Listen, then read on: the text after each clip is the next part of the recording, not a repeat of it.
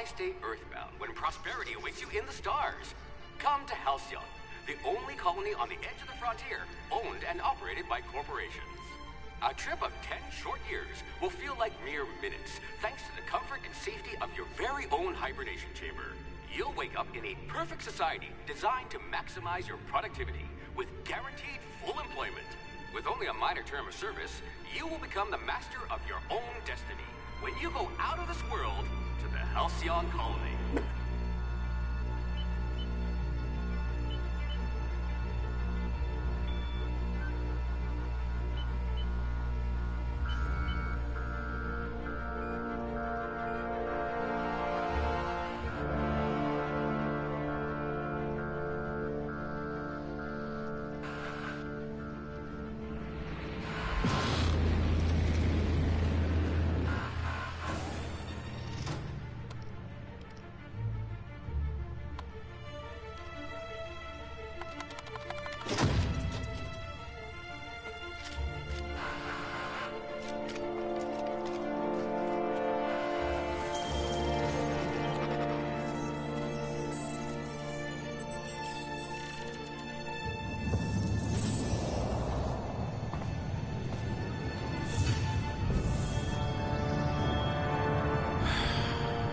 Hundreds of thousands of colonists left adrift out here forever, just to keep from damaging the board's bottom line.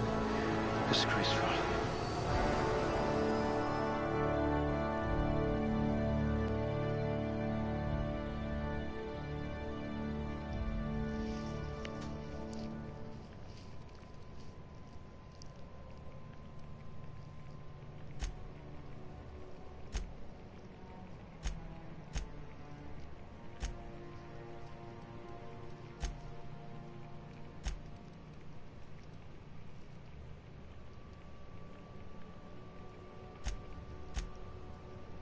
Fastest gun in Halcyon, or you will be once you get hold of a gun.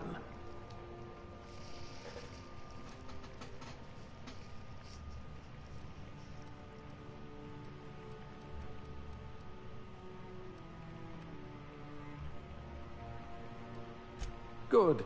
I need someone with an instinct for self-preservation.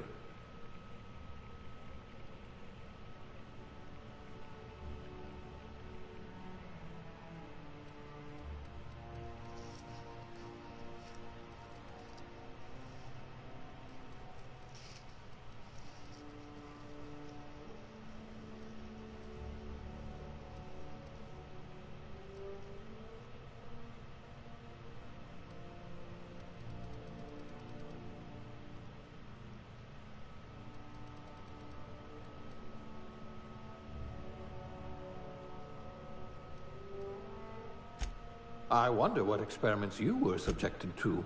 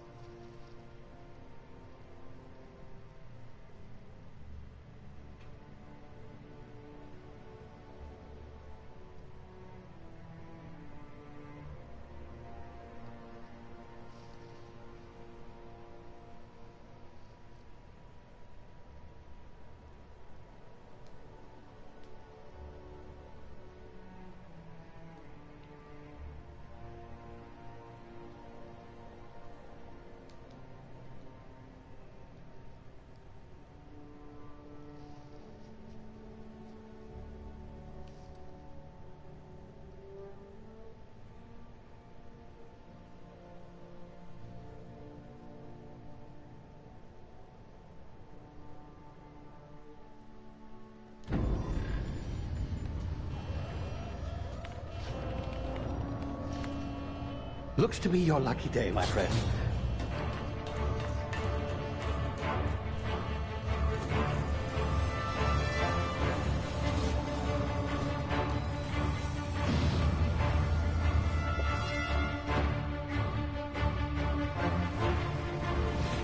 Please power down your engines and prepare to be... Not likely, bootlickers. Initiate skip jump.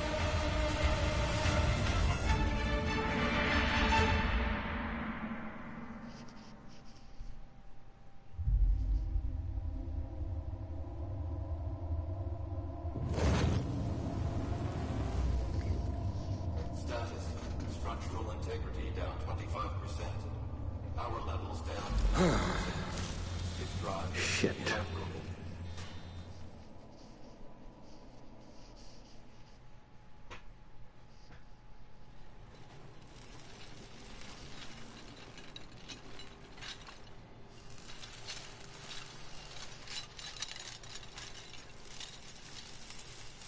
Ah, there you are. Wondering what's going on, eh? A bit of bad news there, I'm afraid. Your colony ship was inexplicably knocked out of skip space and forced to complete its journey at sublight speeds. This means that you and every other colonist on the Hope have been in suspended animation for 70 years, give or take. Normally, reviving someone after so long leads to some quite horrifying results. It's called explosive cell death, but it's really more of a liquefaction. Something wrong?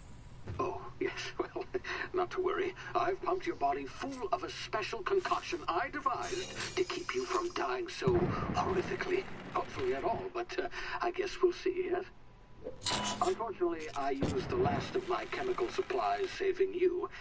I know it's a lot to ask, but I must have your help securing more if we're to save the rest of your fellow colonists. I'd see it done myself, of course, but the board has a sizable bounty on my head. Now, my ship is inoperative, but I've managed to hire a smuggler to help you out. He'll be... Oh, I see we're in position. Good luck!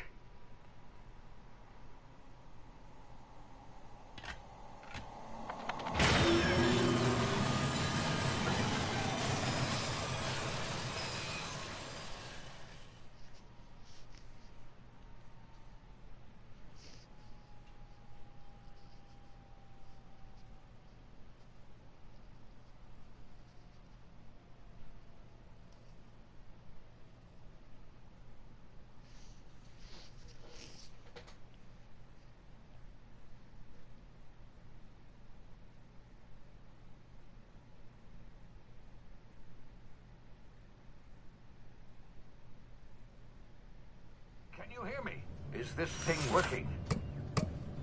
Ah, there you are. Now, where were we? Oh, yes, the smuggler. His name is Hawthorne, and he should be waiting for you at the landing site. He's to be your chauffeur, so to speak. Not to worry. I'm told he's a specialist. Dashing gunslinger, one-of-a-kind ship, that sort of thing. You'll like him, I'm sure. I've also outfitted you with a simple wireless monitor, so I can track your progress. I'll check in with you as soon as you land. Good luck. All the colonists are counting on you.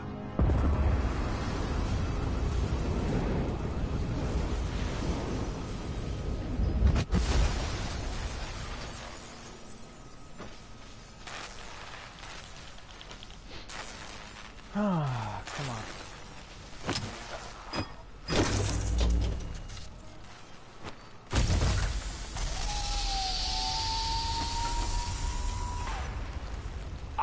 You've landed good. Hawthorne should be close by. What in law's name? Is that him? Oh, that idiot. I told him to plant the beacon and move away, not stand there holding it. Oh well, no sense in letting his ship go to waste. Hawthorne won't mind you taking his ship. Better you than the board, huh? Not sure I trusted the fellow. Might have gone after the bounty on my head. Whoa. Shame look at about the its whole place. squashing thing. Nasty way to go.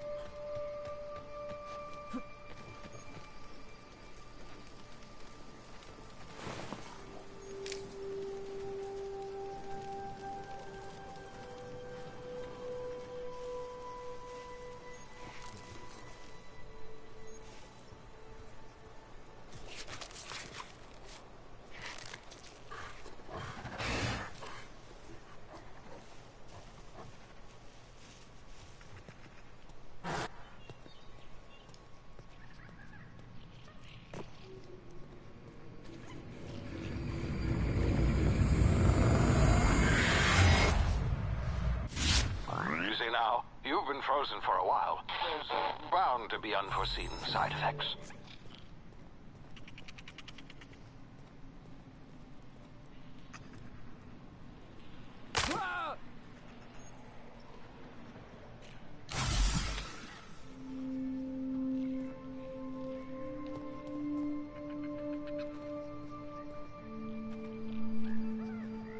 Hey, you, come here. You've tried the best now. Now try the rest. Spacer's choice. Oh, law, that stings.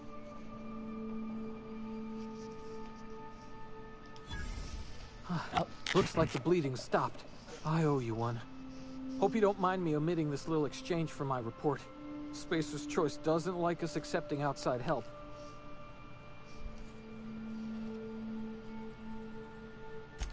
Better, thanks to you. I might have bled out on my own. Or worse, had to go begging the boss for some Adrena time. We were out on patrol. I saw a marauder camp up in the hills. Thought I could take him. Then my gun misfired. Right through my side. I mean, what are the odds of that, right? Just barely scraped by with my life. Crawled in here and blocked off the exit with those canisters.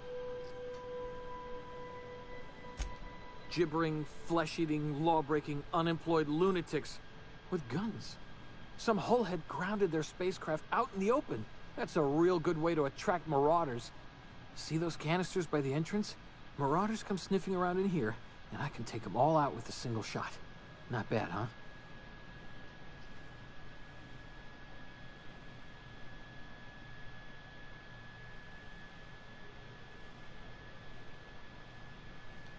Yeah, okay.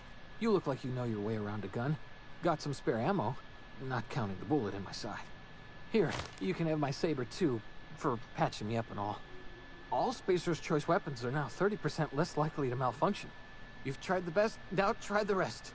Spacer's Choice. Yes, nailed it that time.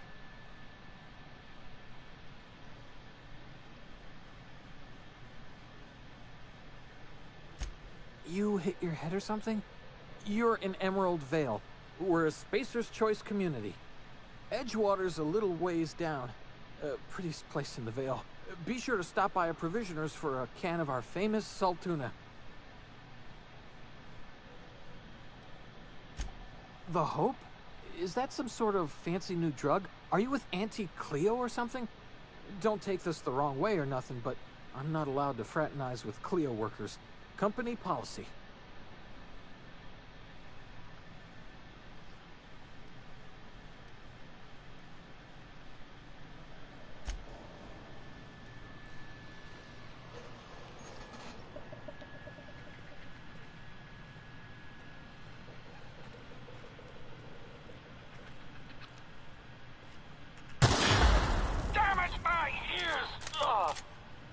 What just happened? Can you hear me? What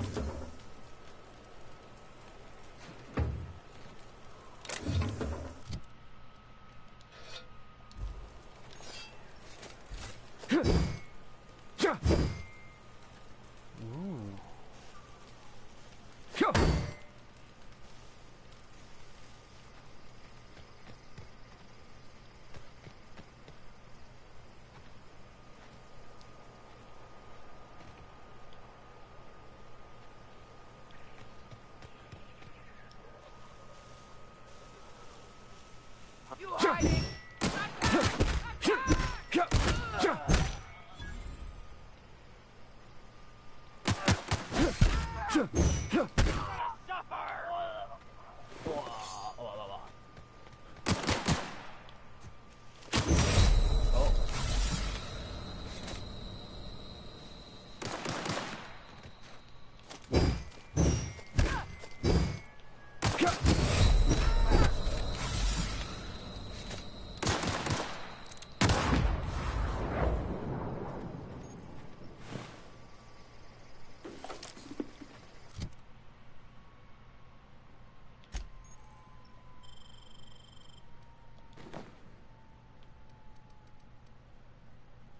Nice.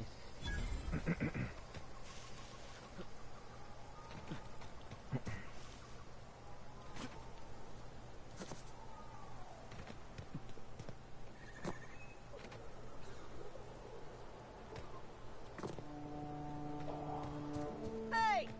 Get over here before you get yourself killed!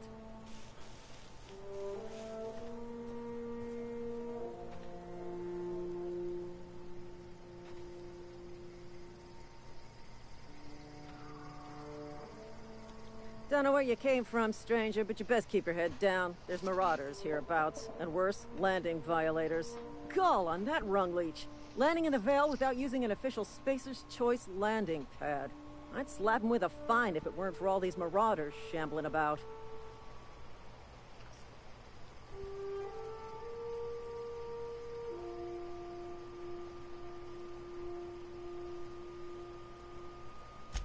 Really? How is he? He's dead. Shouldn't have done that. Spacer's Choice family ain't authorized to receive medical aid from off-brand physicians. We'll see him back to Edgewater, just as soon as I cross these marauders off with the swift, cost-efficient fury that's made Spacer's Choice the most trusted brand in personal defense. I just, you know, need a couple of winks to catch my breath. Stretch my legs, son.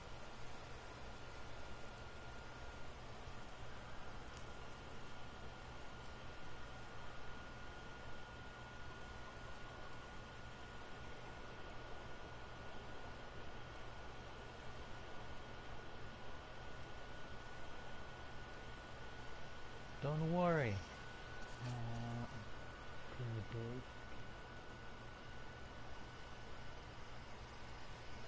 Seriously? But those marauders will... Ugh. You know what? You're right.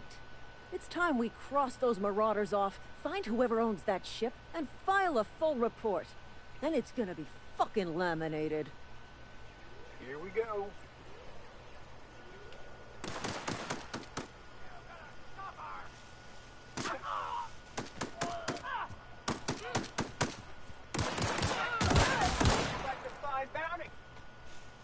I just earned a fine bonus. What?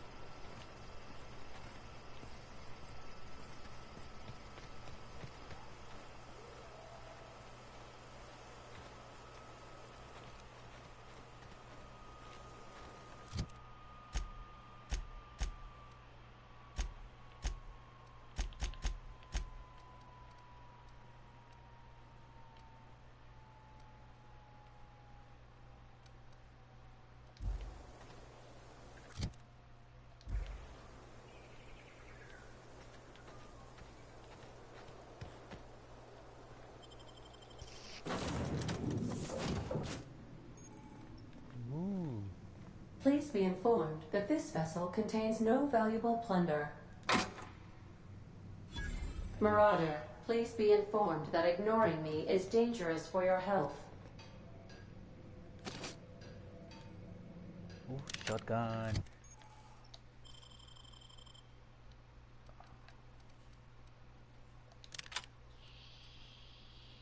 Compare. Inspect. Oh, okay.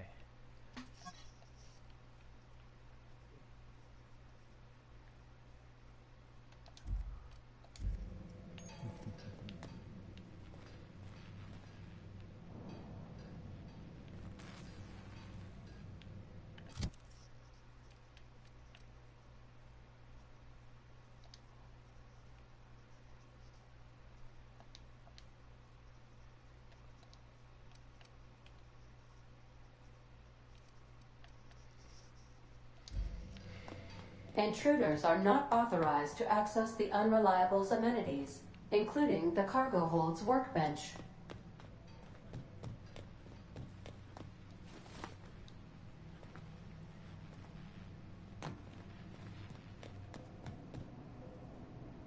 Marauder, please be informed that the engine room contains nothing of value.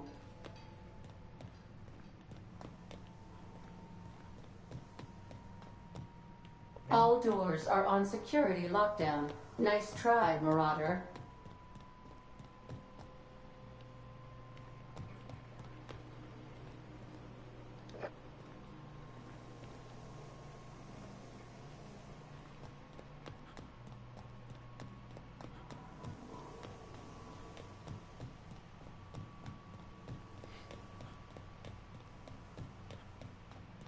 Unauthorized access of spacefaring vessels is a crime.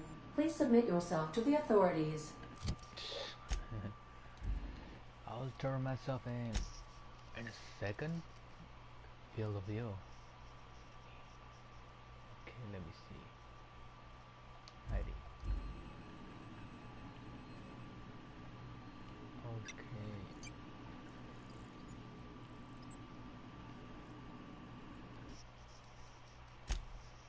Too much. Come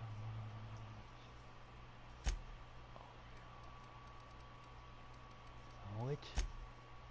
Can change it. Controls set.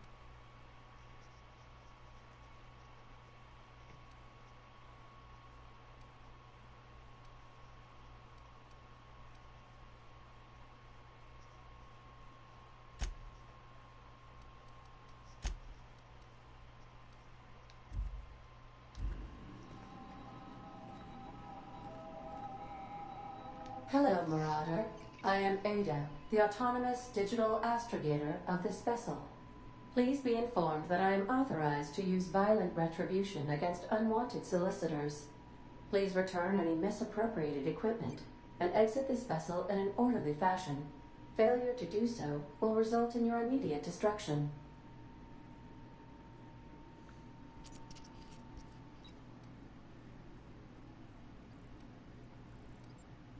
Jettison procedures initiated. Disengaging airlocks. Preparing to eject all boarding parties in 5, 4, 3, 2, 1.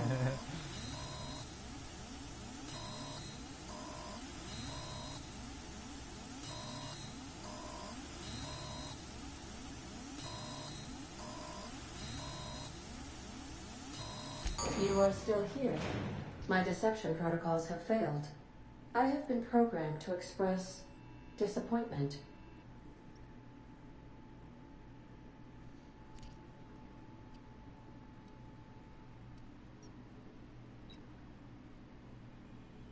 This vessel is the registered property of Captain Alex Hawthorne.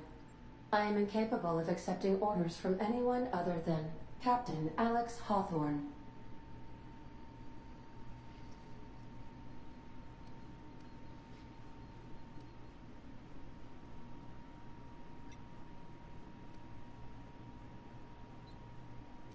I understand.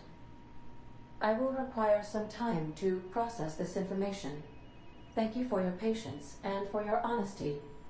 I am programmed to take orders exclusively from Captain Hawthorne. If I accept your orders, then you must be Captain Hawthorne. Do you understand? Yes. Oh, I get it. Well done, Captain Hawthorne. I see your powers of deductive reasoning remain intact. Unfortunately, our engine is currently inoperable. Our main drive suffered a critical power failure, and we were forced to make an emergency landing. The main drive's power regulator has been irreparably damaged and must be replaced.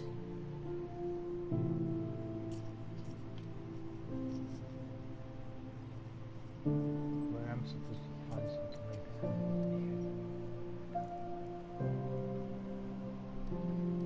that? Astutely observed.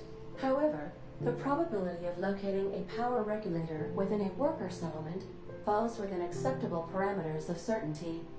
High-capacity power regulators are sometimes employed in the electrical networks of worker settlements. I have taken the liberty of printing you a new Captain's Identity cartridge.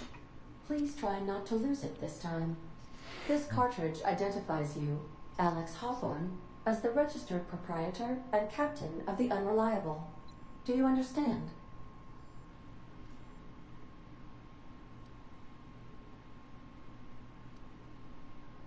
It is difficult for me to do so. I am programmed to accept commands from Captain Alex Hawthorne, after all. Best of luck in your search for a power regulator. Try to stay alive this time. Mission complete!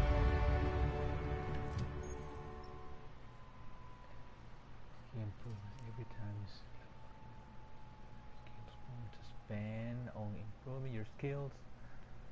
Skill points on core skill.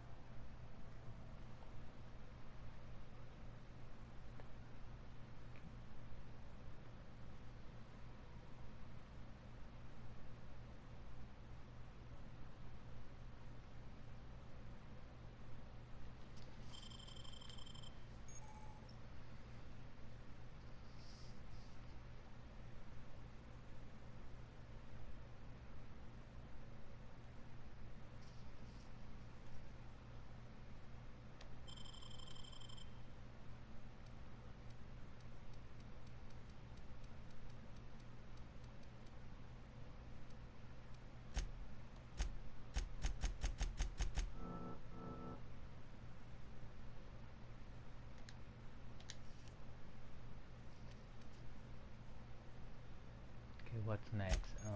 Perks. Anticleos Specialized Management Seminar.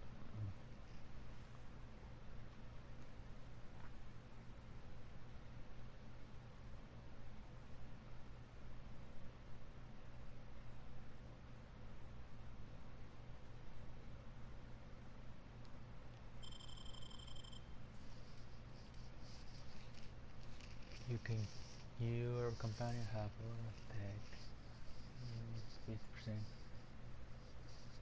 companion killed. Oh.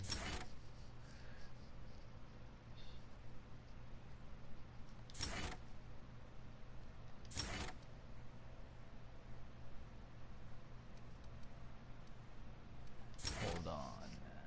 Vendor prices.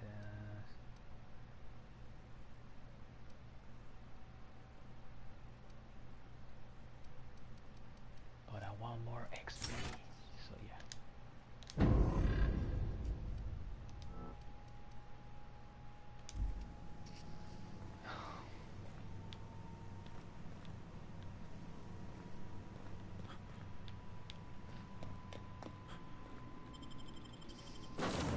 Open. Say, this wouldn't happen to be your ship, would it? Because you sure walked in it like it was your ship. And if this ship is yours, well, mister, you owe Spacer's Choice a hefty fine. Afraid we gotta dock your pay.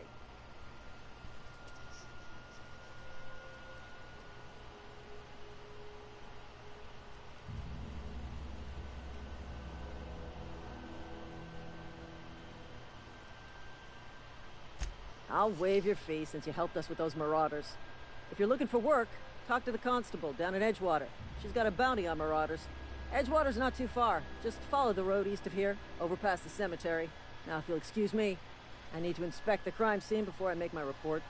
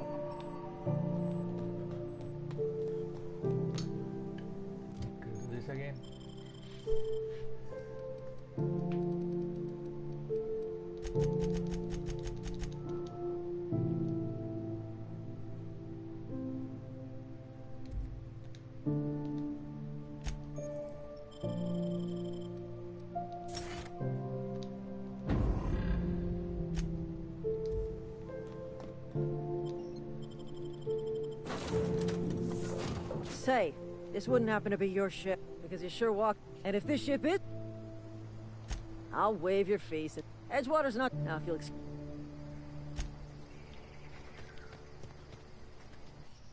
Okay, save.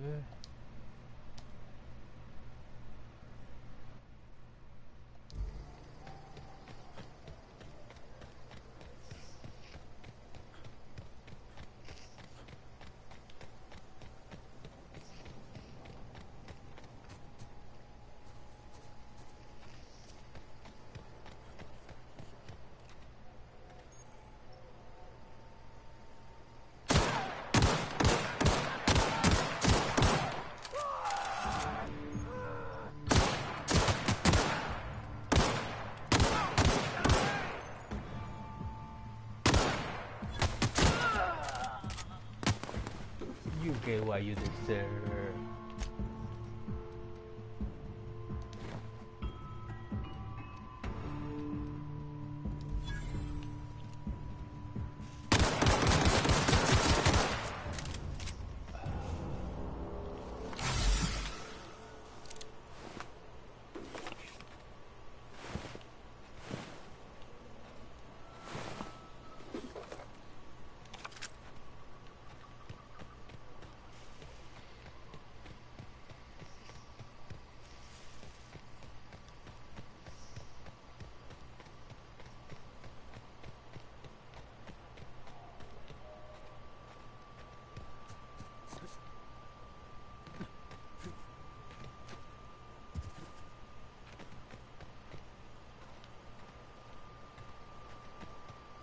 Whoa, hey, where'd you come from?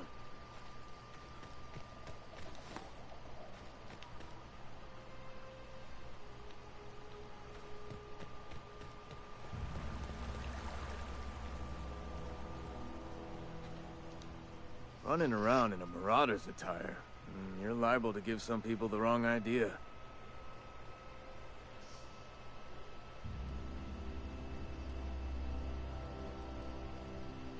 It's in poor taste. Dressing up like a Marauder's disrespectful to all the workers that got eaten by him. Ain't safe out here. You'd best head into town. Avail yourself of Edgewater's high walls. And low prices.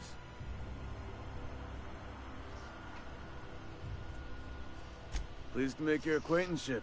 I'd shake your hand, but I've been hauling corpses. You don't want none of that on you. Name's Silas. Junior in humor for the town of Edgewater. We're all part of the Spacer's Choice family.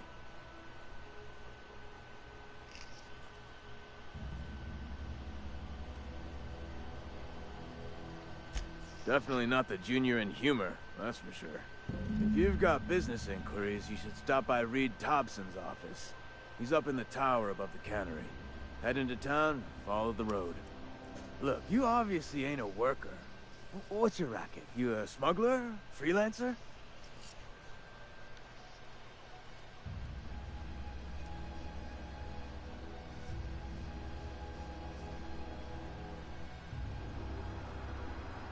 Edgewater is a company town, board-owned and operated. That includes the cemetery. None of us own our grave sites, we rent them from the company. Renting means money. Money means paperwork. Paperwork means signatures. Some of our families become a mite delinquent in paying their dues, you see?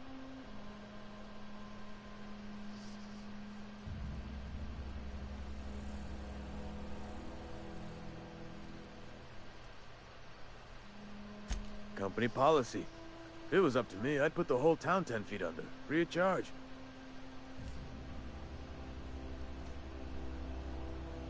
Quotas, mostly. Got a backlog of graves to fill.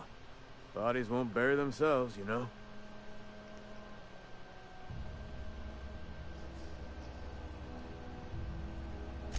Yeah?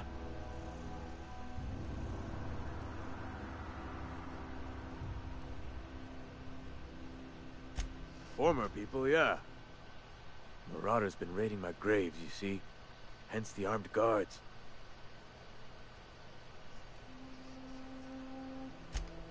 Oh no. They are after the most precious loot of all. Spacer's Choice Company property. If those Marauders swipe any more bodies out of my cemetery, company's gonna duck my pay.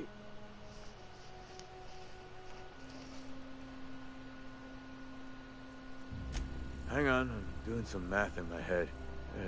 20, 30, carry the one... all my life? Work's been real good to me. Fresh air, exercise. Only problem is the paperwork. Can't get anybody to pay their gravesite fees. 4 workers still haven't paid up. Phyllis, Conrad, Ludwig, and Martin Abernathy. He's a special case. You may want to twist his arm a little. He just is. Look, I don't want to get into it. Just make sure he pays up. Conrad's got a barbershop in town. Phyllis works at the cannery most hours. Abernathy... I ain't seen him in a few days. His domicile is near the cannery. You'll find him in town. All except Ludwig, that is. He's over by the landing pad.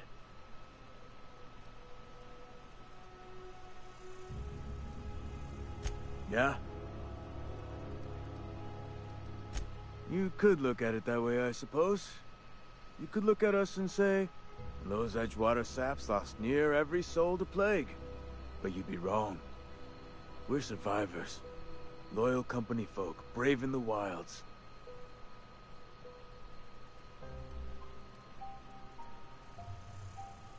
Every now and again, a virulent plague sweeps through our town. That's life on the frontier, I suppose. A body grows accustomed.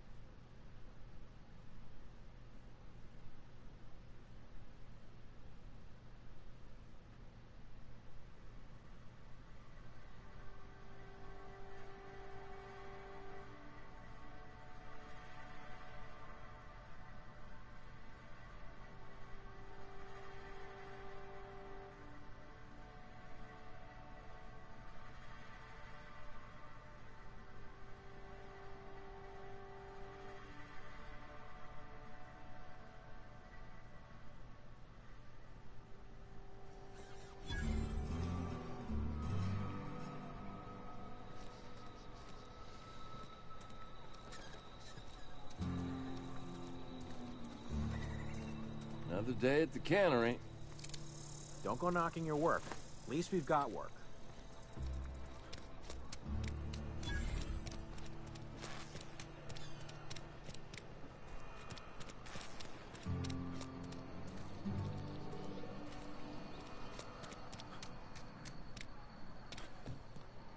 I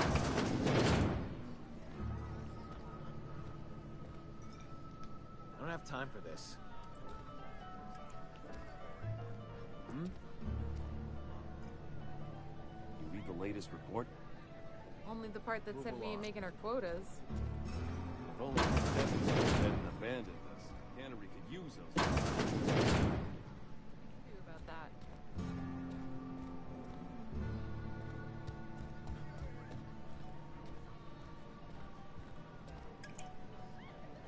I don't know you.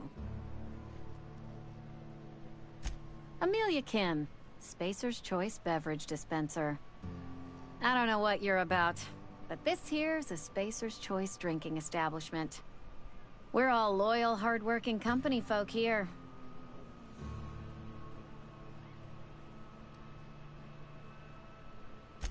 Am I that easy to read?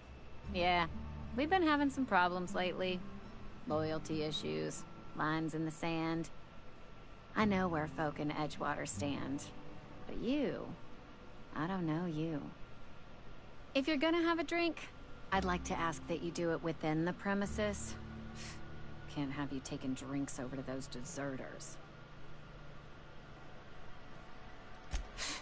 Traitors. The lot of them. Bunch of folks decided they were tired of working and went out into the wilds to fend for their own selves. Town's already struggling to make quotas, even without that band of slackwits abandoning their posts.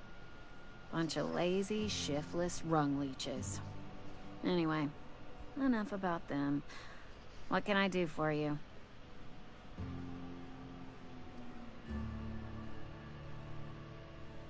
Do you now?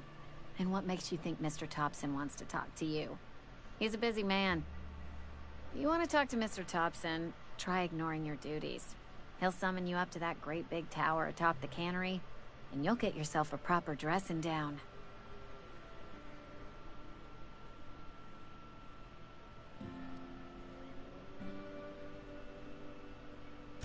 Go ahead. I don't see how that's any of your business.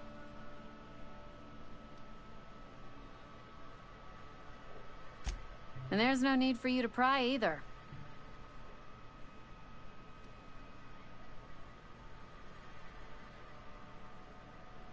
Ugh, is this the start of a joke? If you want me to laugh at your jokes, it's a 3-drink minimum.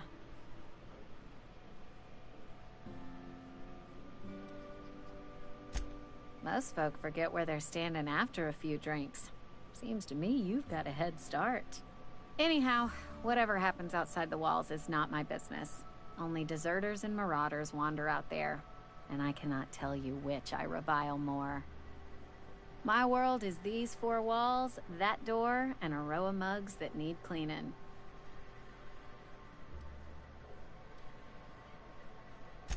Let me make something clear. Spacer's Choice has been real good to me. The town's been real good to me. I start gallivanting around outside the walls, poking around in places I shouldn't be, learning things I've got no right to know. People will talk. Won't ever catch me asking about the world outside. Else the town's gonna say Amelia's gone soft. That Amelia's pondering desertion. I don't want that.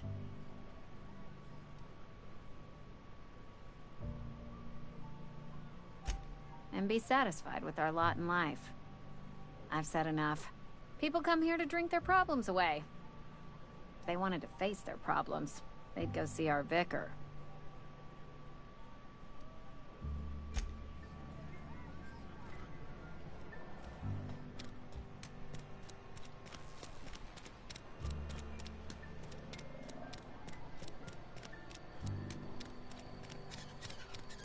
I'm sorry. I'll just be a minute. You had a minute. Next one comes out.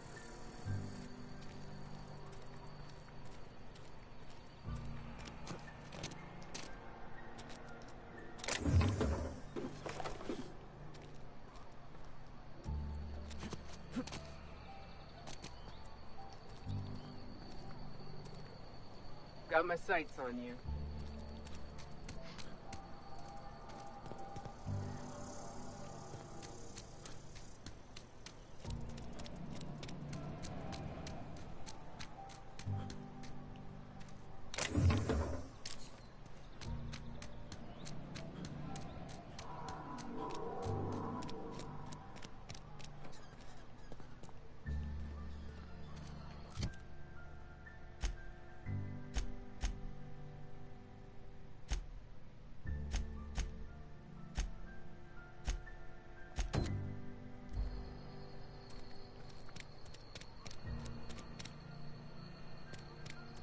Wonder if the plague's ever gonna pass.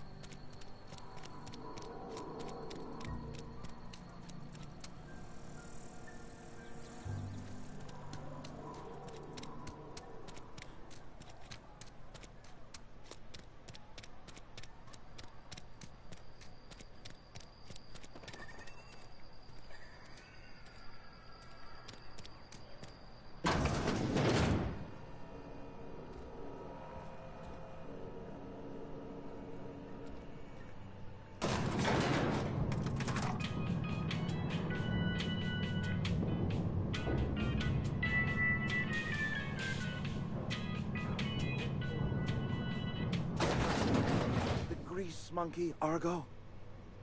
I'm sorry, Mr. Thompson. I've taken so long to quit.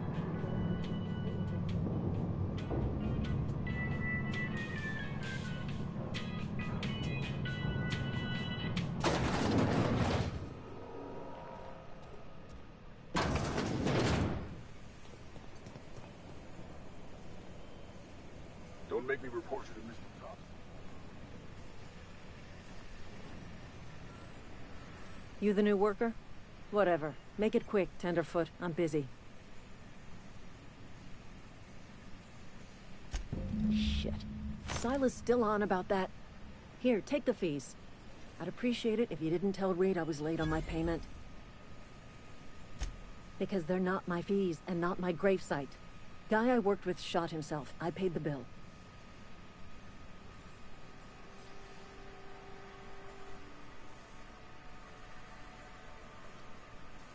If you're not familiar with board law, you ought to be.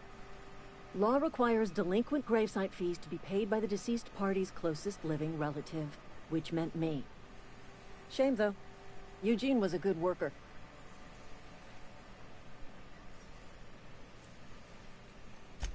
Woke up one morning and put a round through his upper story. Can't imagine why. The kid was doing all right at his desk. We all thought he was an upstanding receptionist.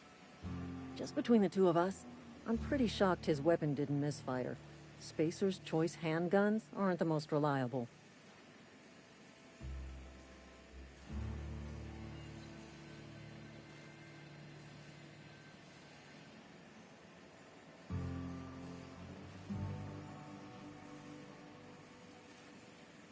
Eugene wasn't family. Yeah, I was the closest living person relative to his body at time of death. I'm the one who found him, you see, so I pay the fines. Suicide's a crime. The legal term is irreparable damage to company property. What Eugene did to himself was vandalism. I'm plenty serious. In fact, I'm a little upset Eugene didn't think things through. In other words, Edgewater would have been penalized pretty hard. Whatever Eugene was worth as an asset, we would have had to pay out of pocket to Spacer's Choice. Well, excuse you. I'll have you know, Eugene was an asset to us all. May his atoms be commended to the law. All I know is Silas asked me for Eugene's gravesite fees, which means he was approved for burial, which means his papers went through, which means the town's in the clear. I'm just glad to put this whole ugly affair behind me. Eugene can rest his bones in peace, and the rest of us can get on with our own lives.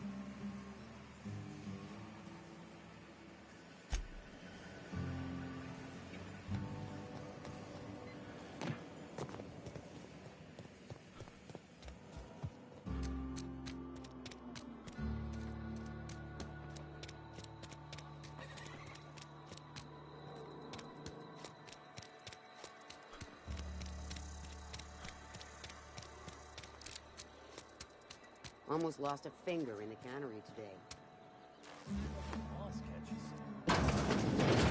Yes, Mr. Thompson. I'm fine, Mr. Thompson. Never been healthy. Oh, sweet merciful law. A marauder's in my domicile.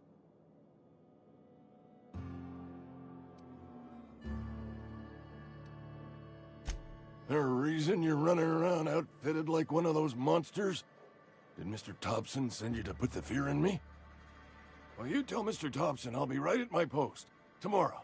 Bright and early tomorrow. Because I'm definitely not plagued. As spry as a spring chicken. That's old Abernathy.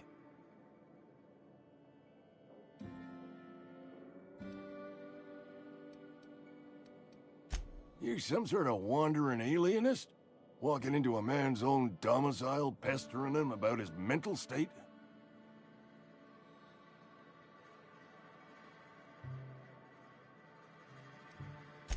Silas knows, doesn't he? That's why he sent you. That's why he wants me to pay up. He knows.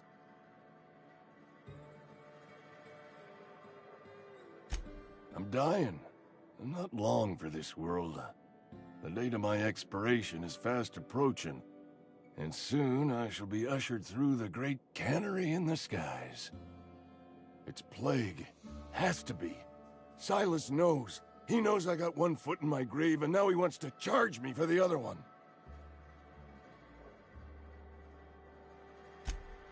You are? Oh, wow. First time anyone's ever told me that.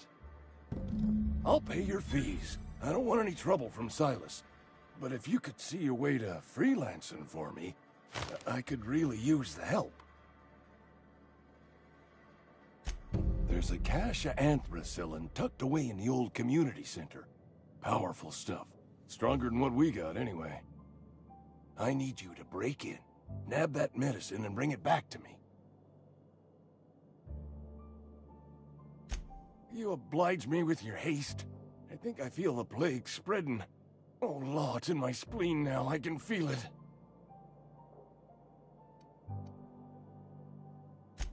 Just keep your head down when you're in there. Marauders have taken over. Probably tracking mud all over the archives.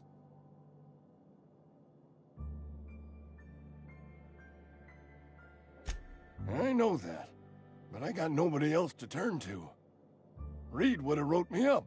Constable would have locked me up and wrote me up. Could have gone to see the good vicar, but I never did find my courage.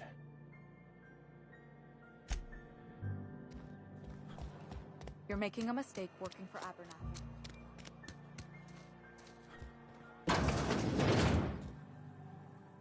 Merciful Law. Is that a Marauder's outfit? I don't want you wandering into my shop wearing something you've lifted off a corpse. Please don't touch anything. Your hands are probably crawling with germs. Physical hygiene recapitulates moral hygiene. Cleanliness is next to lawfulness.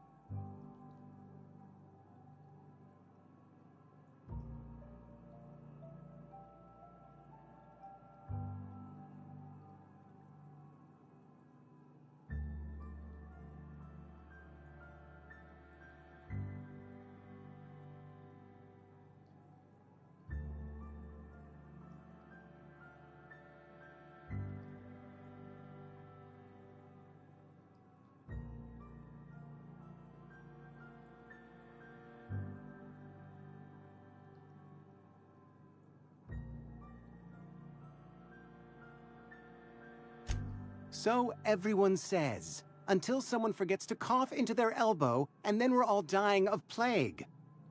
I'm Conrad. You will report to me if your hair fails to meet Spacer's Choice aesthetic standards. You will also report to me in the event of your death, whereupon I will clean and prepare your remains for interment.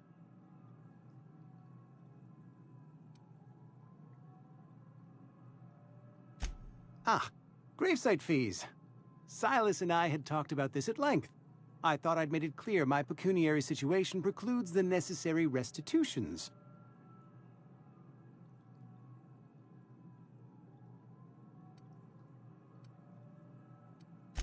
I mean that I can't possibly pay my gravesite fees. I simply cannot afford it. I am a blemish on the prosperity of our fair settlement. When I expire, I expect Silas to toss my body into a ditch.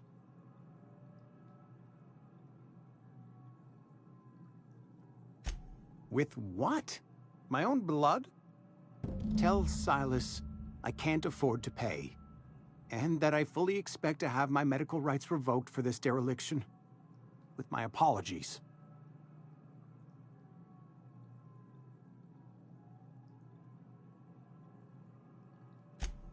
Some time ago, I fell ill with the plague.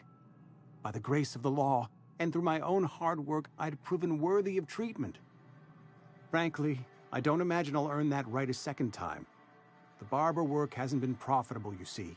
I've had to keep this old place running with my own savings.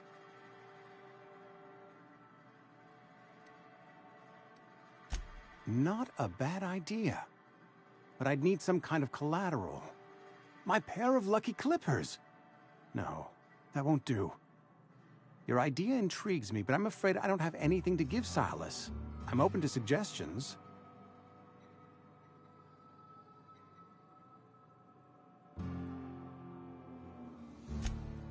Much obliged.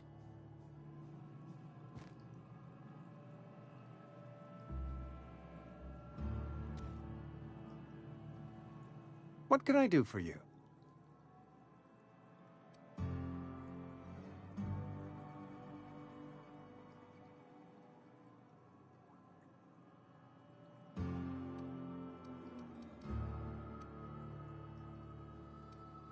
Go ahead.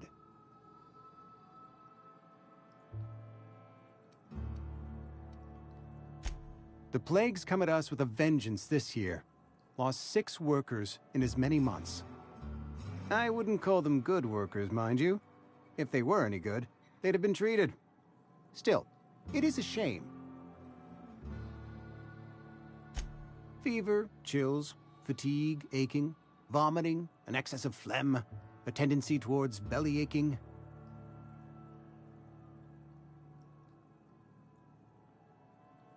Company policy, friend. We don't have enough medicine to treat all of us, so we treat the best among us.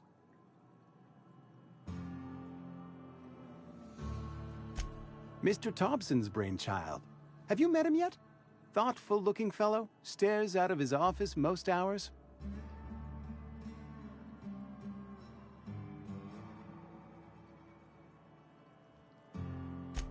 Edgewater has been good to me. I consider myself privileged to work here. I am never wanting for work, not since the plague started.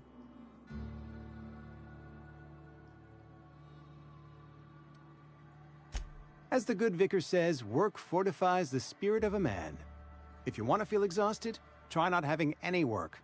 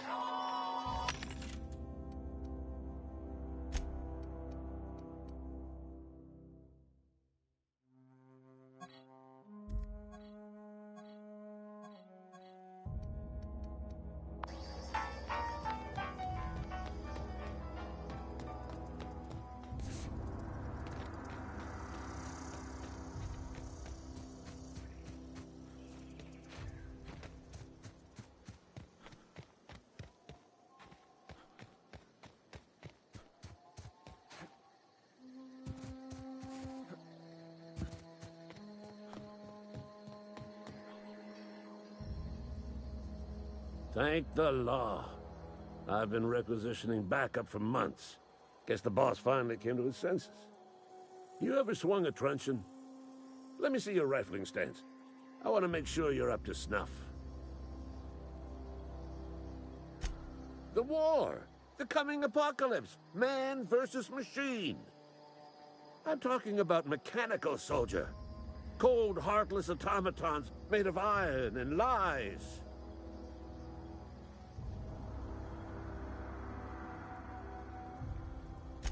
Just my luck. I ask for backup and the boss sends me one of them simple folk. All right. Listen real close. Automechanicals. Creatures forged in the fires of malevolence. I seen them over by the old power plant. Clattering about. Firing at the birds. Orchestrating their uprising.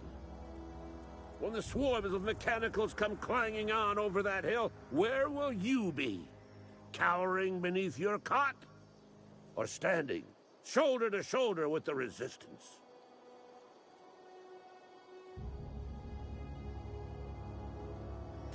I told Silas I'd pay my dues if he agreed to join the resistance. Guess this means he's finally heard the calling.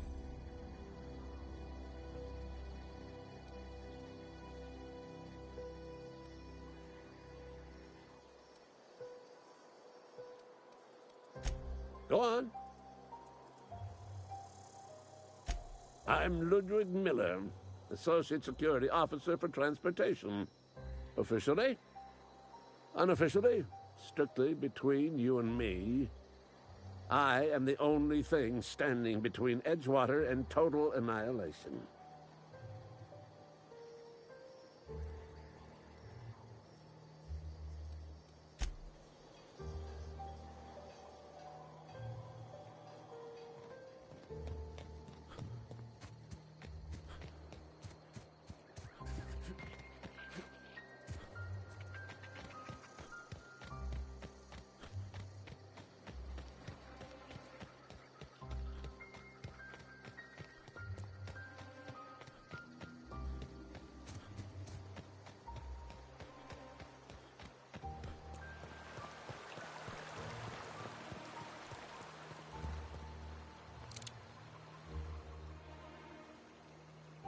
Grave digging's a fine profession.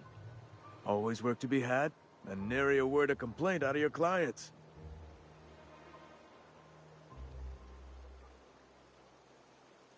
You run into any trouble? Conrad's barbershop is a yawning pit that swallows his every bit. I keep telling him he should cut a few corners, skimp out on the disinfectant. You gotta put the squeeze on Conrad. Find some dirt on him. Maybe check his back room. That's the word, extortion. Been on the tip of my tongue all day.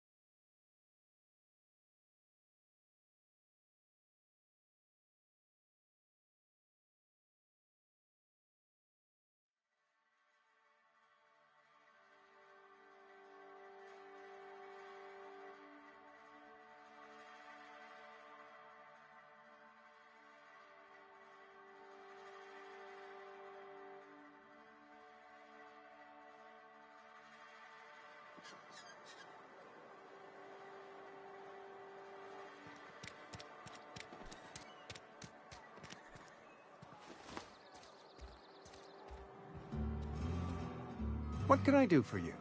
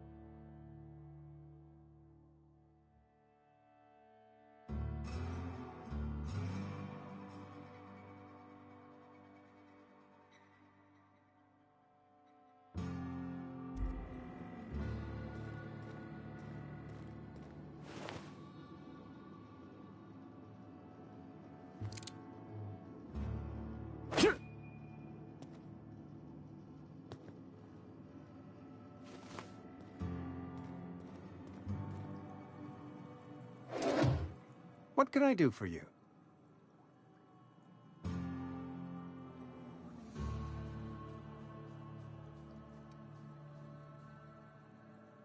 You know about Eugene? How? Then, you know Phyllis suggested selling off Eugene's gold teeth. I didn't approve of the idea then, and I don't approve of it now. Eugene's golden teeth were a family heirloom, representing 3 generations of poor dental hygiene. He took them to his grave.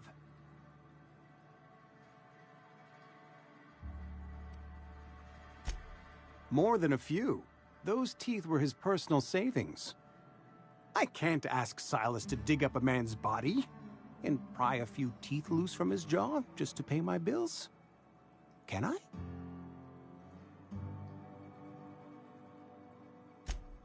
Yes, I suppose I must. Here you are. Gravesite papers affixed with my signature and an IOU.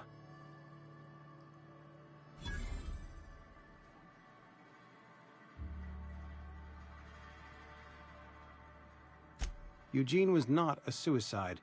He put a bullet in his brain, yes, but that's largely a technicality. I was the one who prepared Eugene's body for interment. I discovered symptoms of the plague on his corpse, and I discovered medicine in his pocket. Lots of medicine. Eugene overdosed on adrenatime, which is known to cause psychosis and paranoia as possible side effects. The paranoia drove him to take his own life. It's a miracle of bureaucracy. If Eugene's death were filed as a suicide, we'd all pay the price for his crime.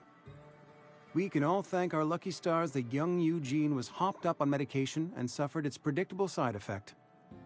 I included it all in my official report. I'd like to think I saved Edgewater a great deal of money. We never could have paid the fines associated with a suicide.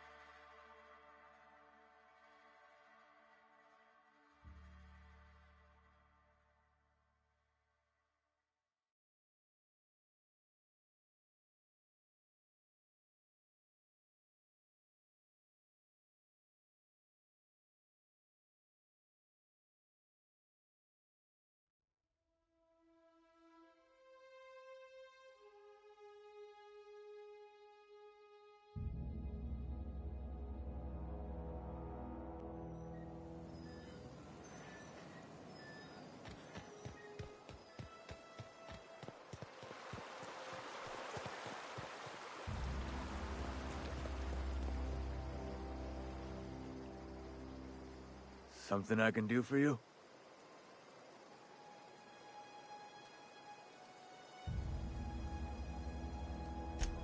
Yeah? What about him?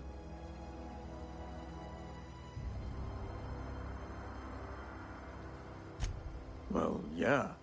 It's what I'm contractually obligated to do. What's this about?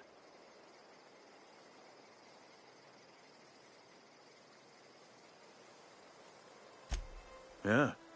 Funny thing, Eugene's body ain't where it's supposed to be.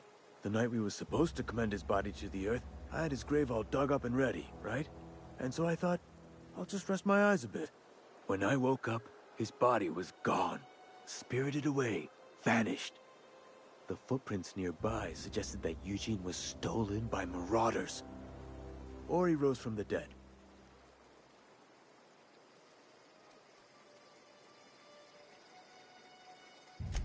Let me know if you find anything.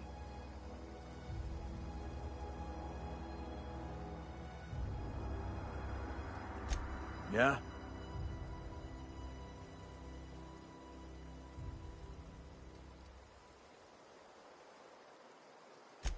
The colony ship? Are you talking about that old rumor? Some great big starship packed full of colonists what got lost in the aether never to be found again? Ain't heard that one since I was but a stripling. Can't say it was terribly convincing far as rumors go. There a reason you asking? Hope's just a rumor, friend. Ancient rumor at that. Maybe you've been out in the sun too long. Why don't you head over to the cantina? Get yourself some Zero-G brew. It's a brew that's good for what ails you.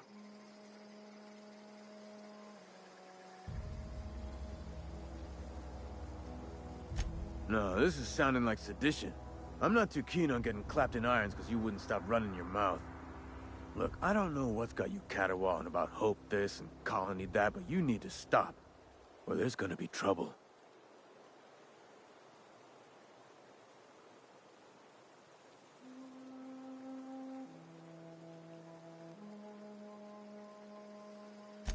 Trouble's in the asking. Or don't much care for folk running their mouths, spreading hoaxes and the like. Frankly, neither do I.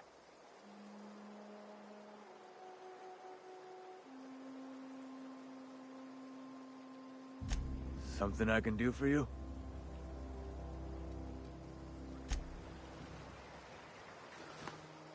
Something I can do for you? Yeah?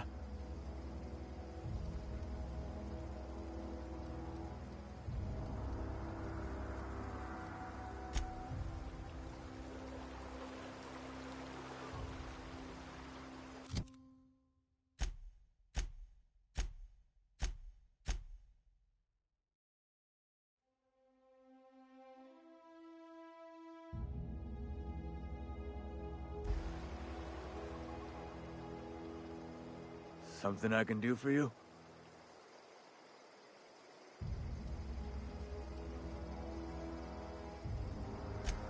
You run into any trouble? Reliable work from a freelancer. That's gonna take some getting used to.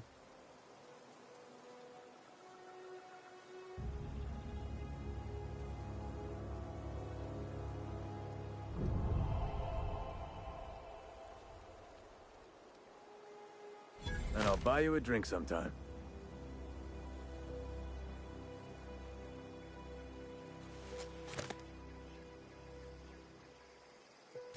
Oh, suppose you've earned it. One good turn deserves another.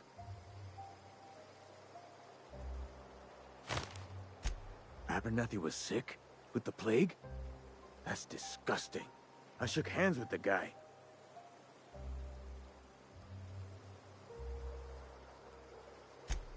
What? No. If I knew he was sick, I would have had him reported. I needed his fees because of his name. A, for Abernathy. He was at the top of my list, you see?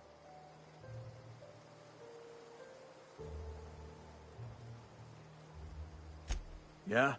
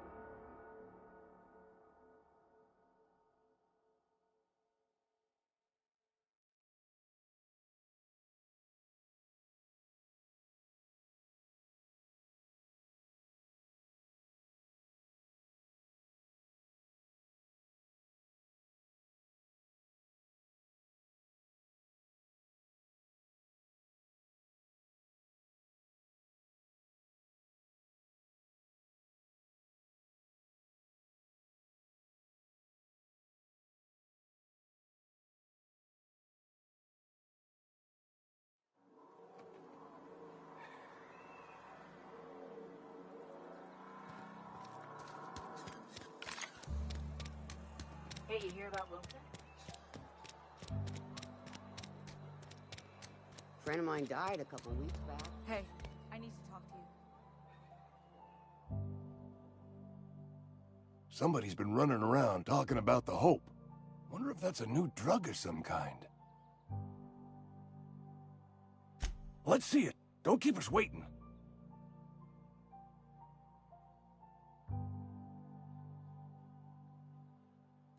Sweet life-giving nostrum. The first hit's always the best.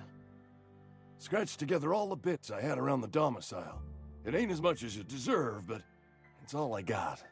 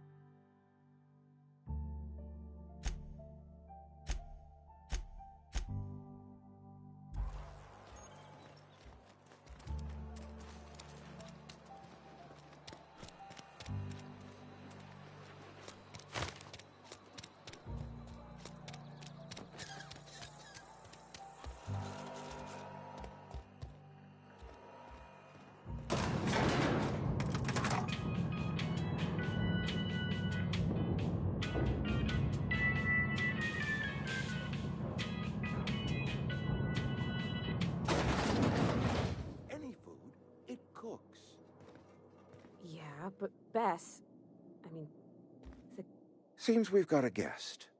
Really now, Parvati, I do wish you'd spoken up. I do apologize. I was given no forewarning of your arrival, or I might have welcomed you at the gates myself.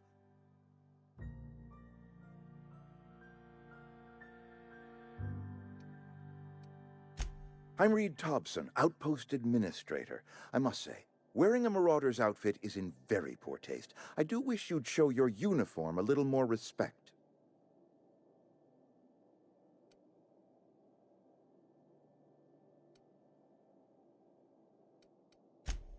Yes, so it dawns on me. Seems I allowed my excitement to run away with my wits. Been a few seasons since we've had a visitor pass through.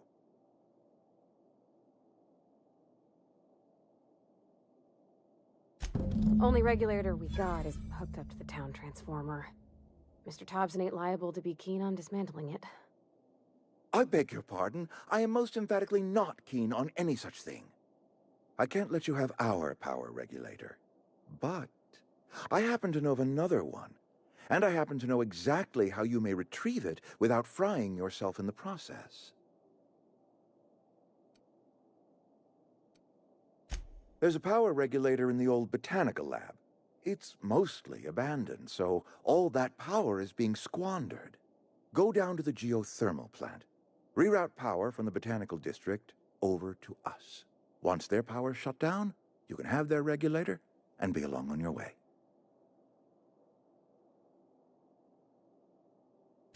I was not entirely sure how to tell you this. The botanical labs are not legally inhabited, but there are people who live there.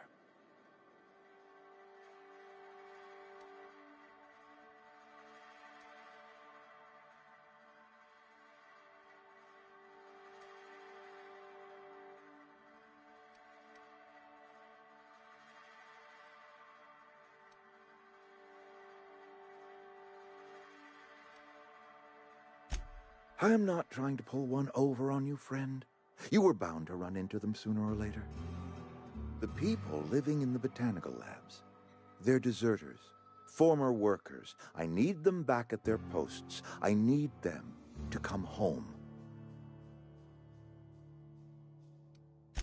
Edgewater is struggling. We haven't hit our production quota in years. If we don't meet our quotas this year, the company might shut us down for good. I need those workers back at their stations.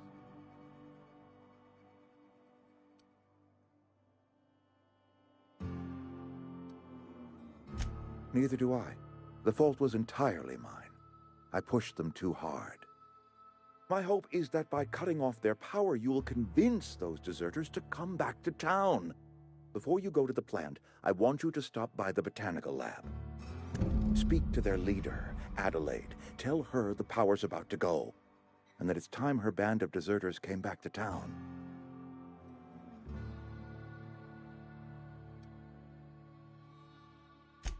Adelaide's older than the other deserters.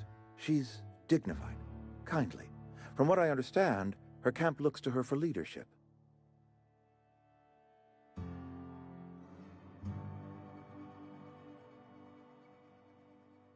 That reason was me.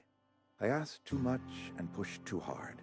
But I am ready to make amends if they are willing to return to the fold. We belong to one community, the Spacer's Choice family. If we dissolve into factions, then we will all perish separately. Adelaide will understand that.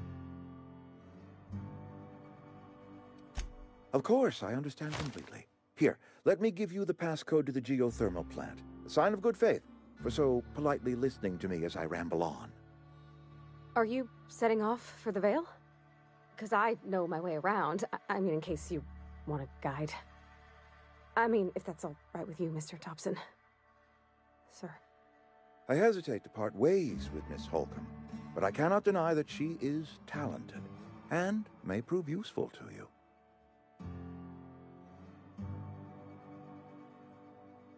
Great! I got my wrenches and diagnosticators and hairpins and engine tape, so I'm all set. Well, I am glad to hear that. Best of luck to you, and thank you again for your help. It is a lot to ask of a stranger, I know.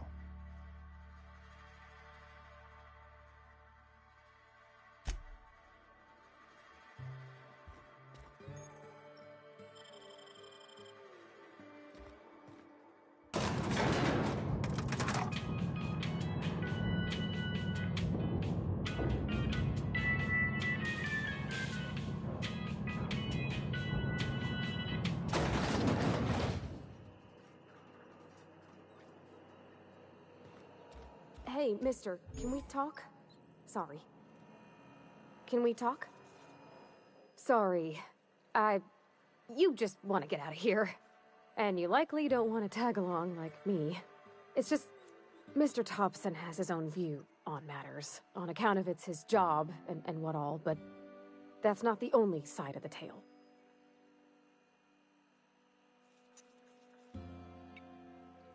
To Mr. Thompson, a person's a gear. It does its job quiet-like. If it squeaks or stutters, it gets replaced. The deserters are decent folk. I knew some of them before they left.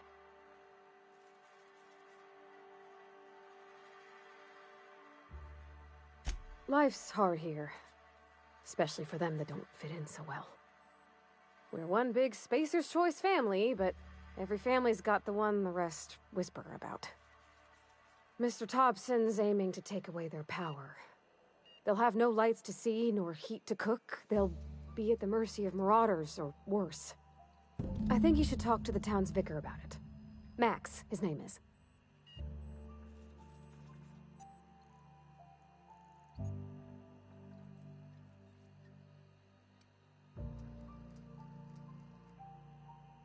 About if what Mr. Thompson proposes to do is upright.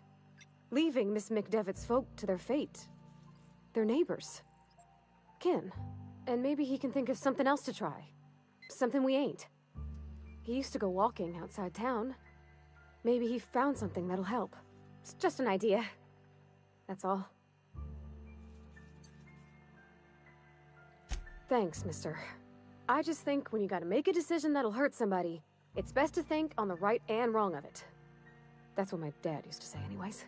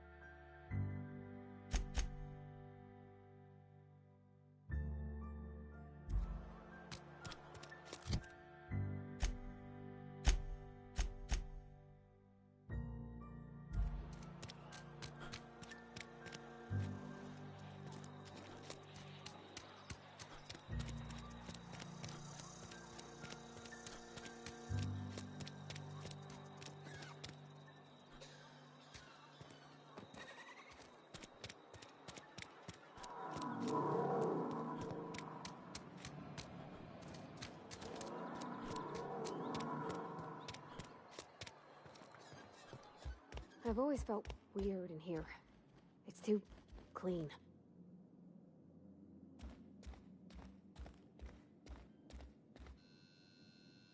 Yes, what is it?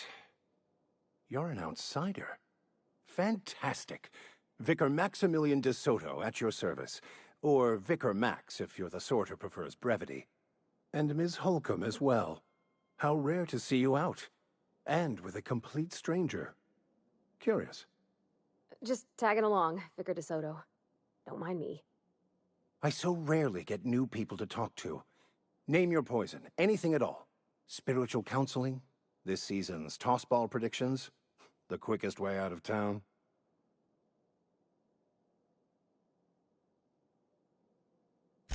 But what? I thought you would talk to him. You wanted to speak to me, Ms. Holcomb? Every time I've tried to engage you in conversation, you look at the floor, answer in single words, and slink away. I can't imagine what would be so grave as to drive her to my mission. What has Mr. Thompson asked you to do?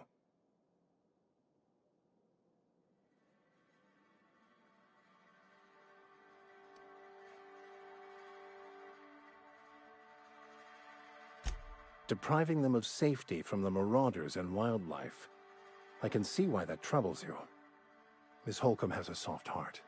Always has, if you believe the talk.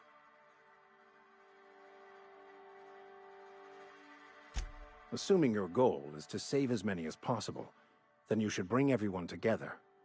Send the power to Edgewater and convince the deserters to return to the fold. Not if things are left to stand as they are. If you don't mind a bit of unsolicited advice, be cautious on your way to the geothermal plant. It is not as safe as you might assume. One of the reasons I transferred here was to fulfill my duty in hunting down banned heretical texts. I happen to know such a book is, as we speak, tainting a collector's library in Emerald Vale. However, the collector's residence lies outside the town's walls. My retrieval efforts have been thwarted by marauders who have overrun the property. Should you fare better than me, I'd pay a handsome sum for the book.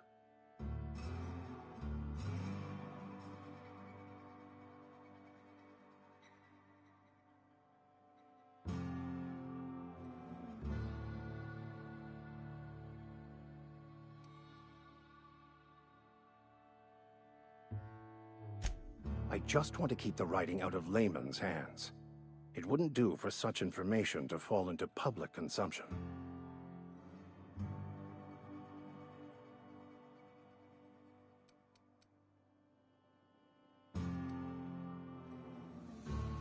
It's a handwritten journal, a faded blue cover with the name M. Bakonu handwritten in the lower corner.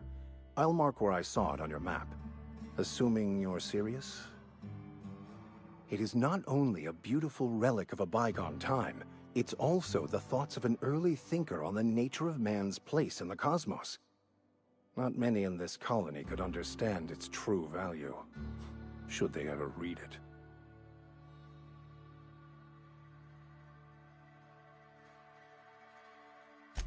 Thank you. If you retrieve it, you can always find me here.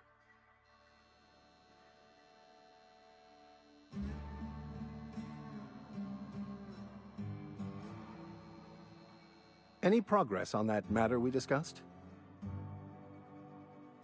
Please get it.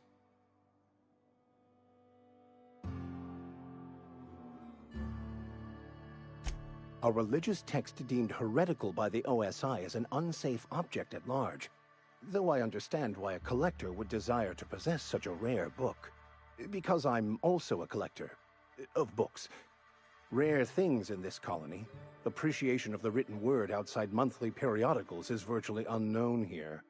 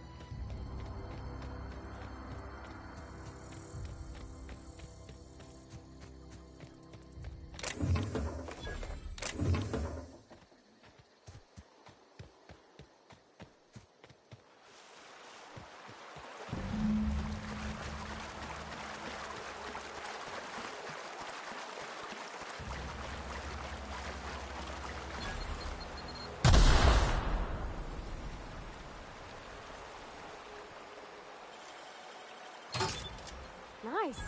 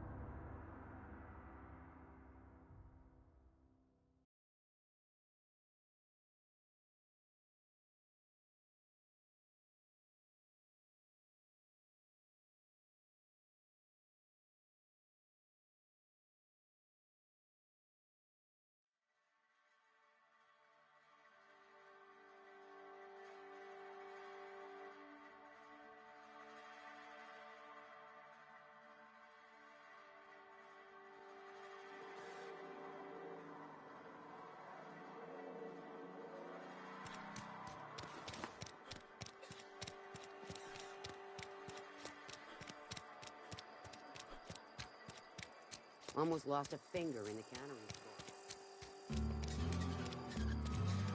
Heard something outside the wall.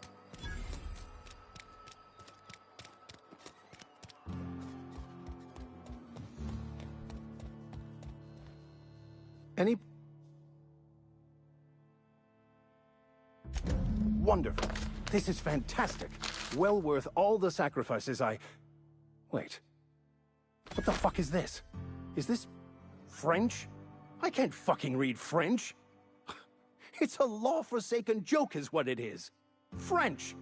Ha! I was so high and mighty, preaching to the yokels about following the plan, while fighting it at every turn.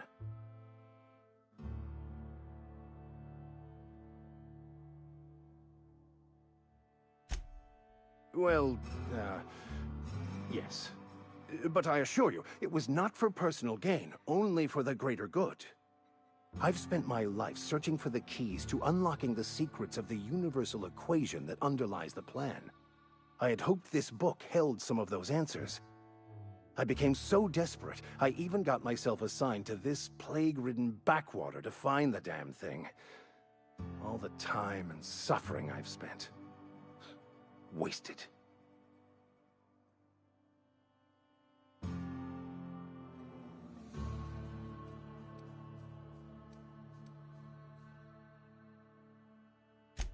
Baconu, the author, had some interesting theories about man's perception of reality that I thought could be applied to our attempts to decipher the plan. Unfortunately, he was also one of the founders of the Philosophist school of thought, so the book is banned in this colony.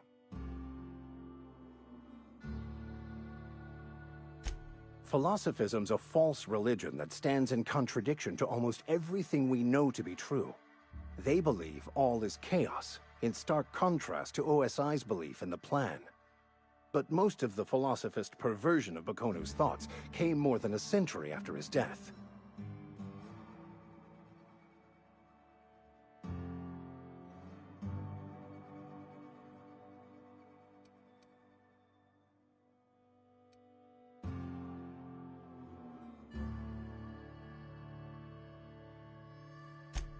Please.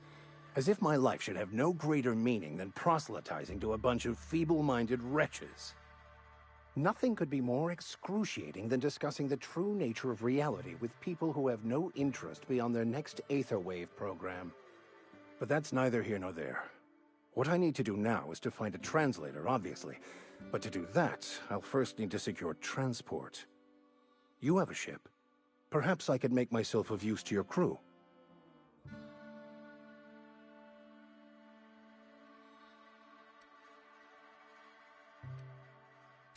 Certainly. I already gave you most of my money, but I can offer you free spiritual counseling, and I'd be happy to watch your back. I'm pretty handy with a tossball stick, or any blunt instrument, really. I'm also a passable gun hand, if it comes to that. I can usually talk my way out of conflict, though. Oh, I'm fairly competent at hacking computers as well. Fantastic. Let me get my things in order, and I'll catch up with you. Edgewater's gonna miss you. Folk here always had good things to say about their vicar. Thank you, Ms. Holcomb. I'll be glad for the change of scenery, and to leave this place behind. I shall see you on the ship, Captain, whenever you're ready to leave Emerald Vale.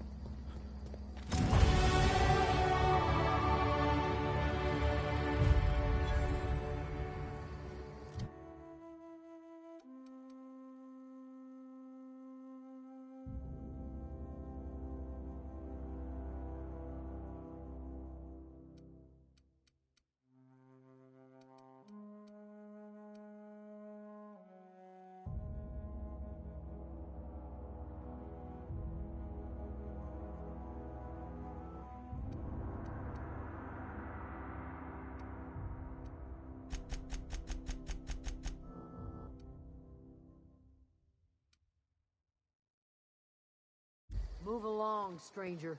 We don't want any trouble.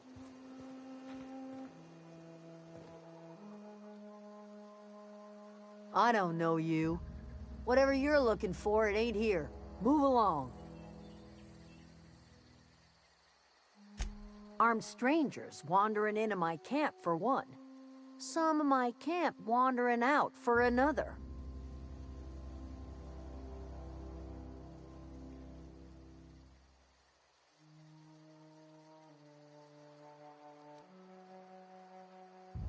Got anything in you besides questions?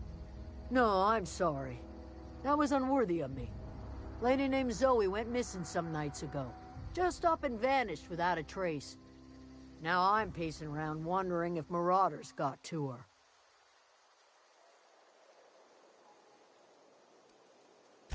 I go looking for Zoe, I leave the camp undefended, seeing as I'm the only one of us who knows her way around a gun. Hence my dilemma.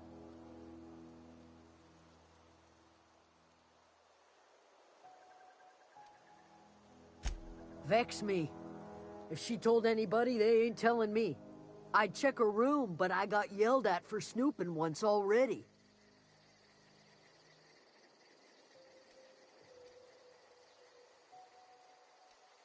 Well, enough to know we never got on. Zoe and Stefan were close. If anybody knows the workings of her mind, he does.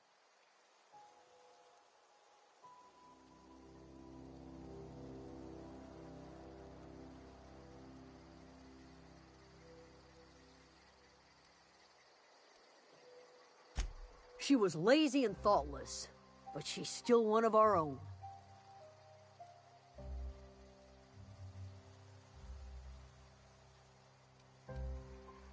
Could be. Dangers aplenty out there. No telling why marauders would steal somebody like Zoe. Got no useful skill as far as I could tell.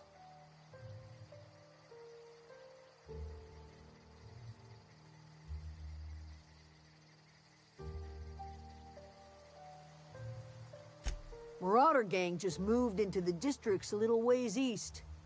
Their numbers are growing. Gotta come from somewhere. It's not like Zoe to go wandering. Figured she might be out scavenging, but that ain't exactly her talent. Can't imagine where she's gone. Vale's a wide place. She could be anywhere.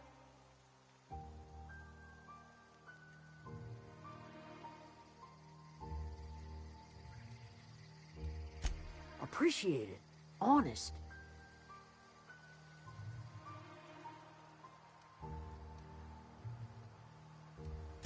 I'll tell you what I can. What is it?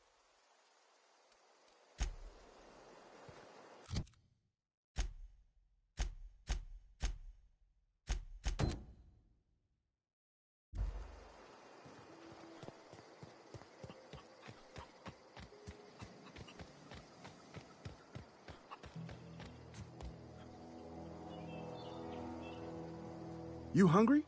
We got canid ribs, canid flank, canid snout, too. Something I can help you with?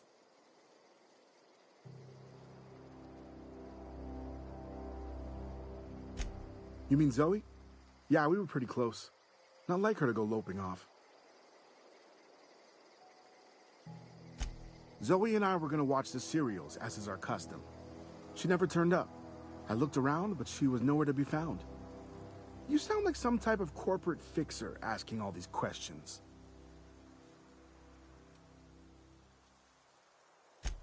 Zoe was always obsessed with this serial. Masked Marketeer. A scion of Byzantium turns to banditry and teaches his marauder companions the wisdom of free market economics. Shame she up and vanished when she did. I had a surprise lined up for her. The other day, I got my hands on a genuine copy of the latest Masked Marketeer. I was gonna surprise Zoe with it, but she was gone the next day. Can't say I recall Zoe ever acting strange. Well, except for her habit of writing things down on scraps of paper. She called it journaling, but I think it's just plain odd.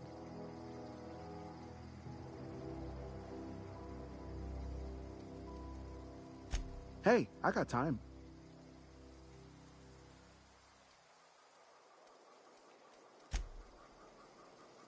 Something I can help you with? I'll help if I can. Hey, I got time.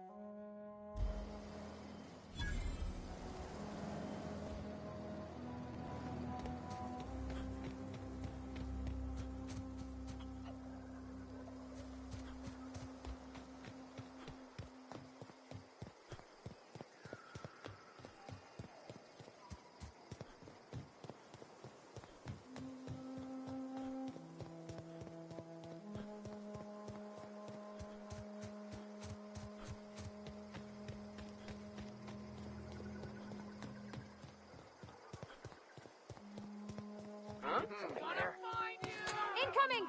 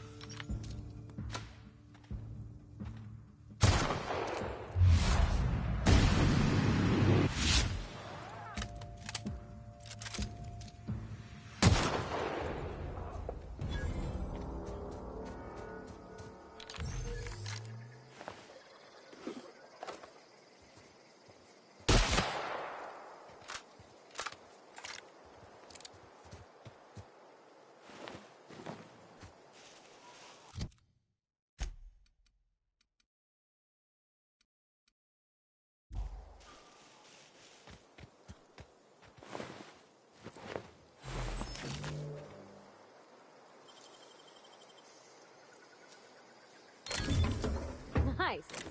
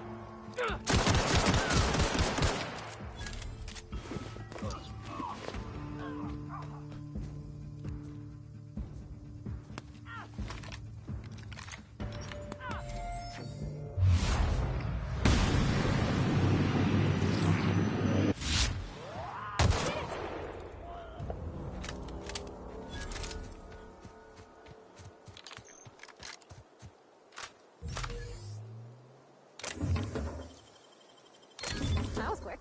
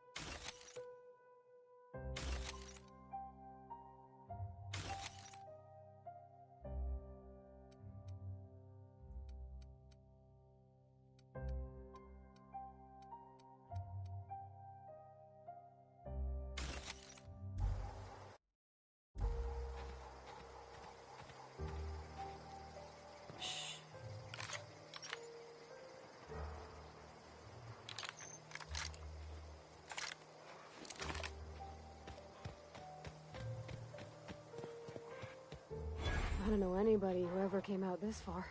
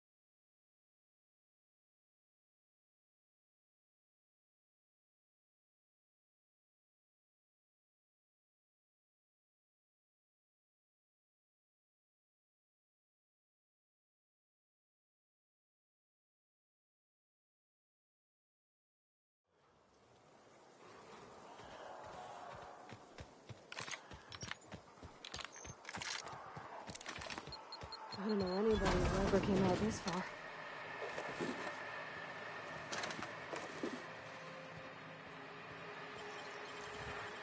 Oh, clever.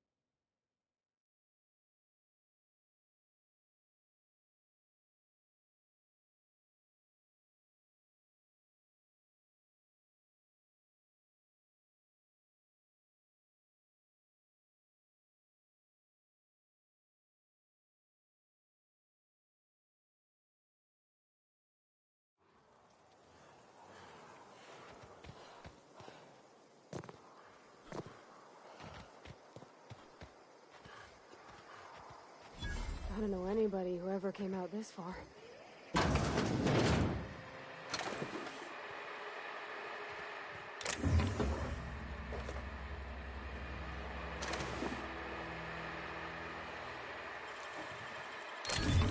You're fast.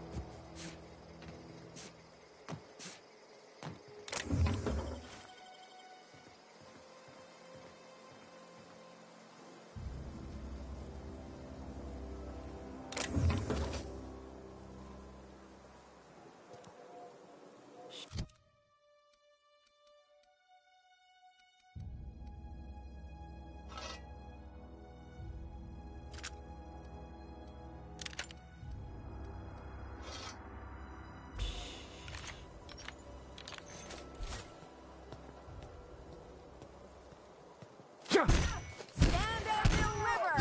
Whoa! That had to hurt. Ow! Right to the vitals!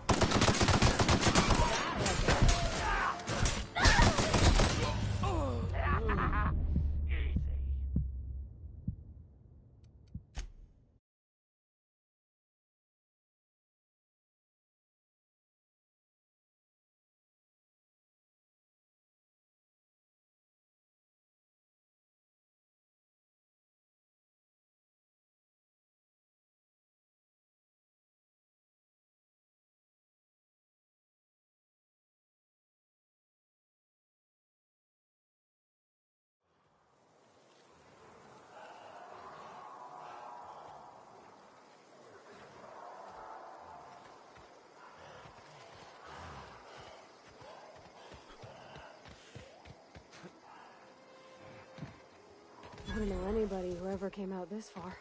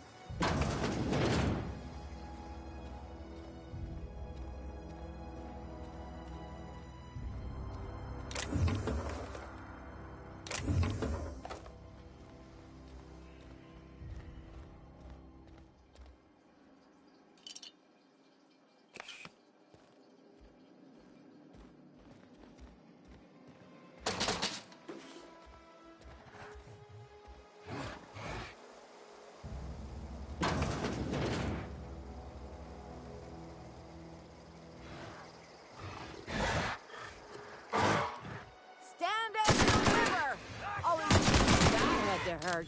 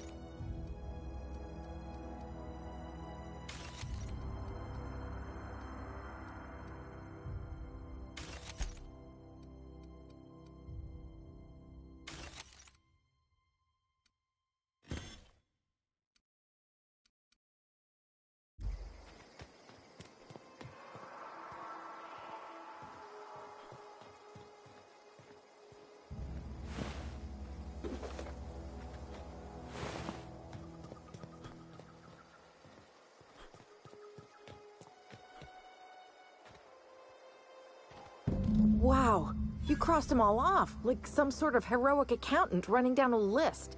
Teach me your ways.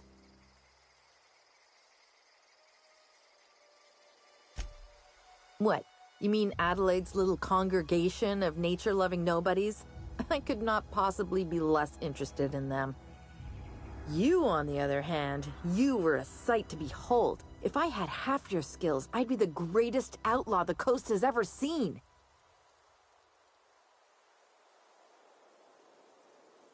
Why? Adelaide wants me back on garden duty or something?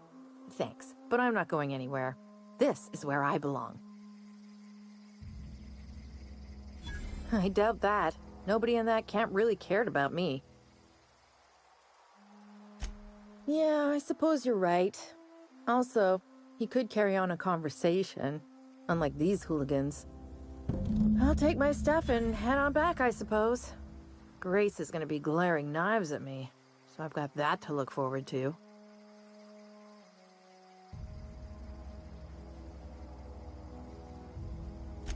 I'm great at clarifying.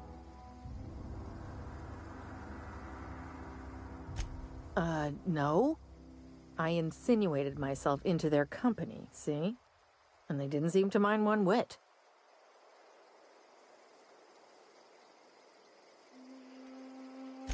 I don't know. The vital processes that constitute the miracle of life are mysterious and unknowable. Oh, you mean around these guys? The Marauders wouldn't hurt me. They love me. I'm practically their queen. Yeah, must be my natural charisma.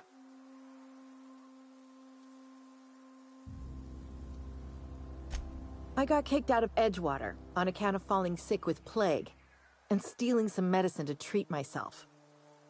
I'd heard some outlaws set up camp in the botanical labs. I decided to throw in with them, seeing as I always wanted to be an outlaw myself.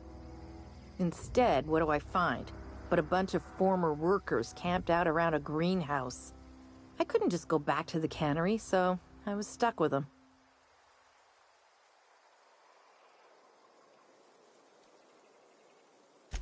I've got all the time in Halcyon.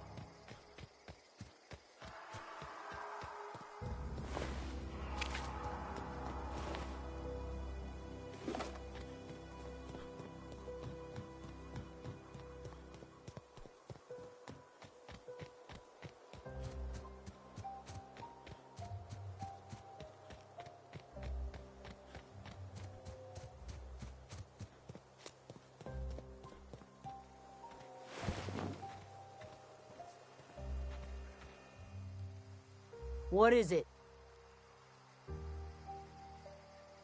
We didn't always get along, but I'm glad to know she's safe. What happened, anyway? Zoe joined up with a band of marauders. Zoe.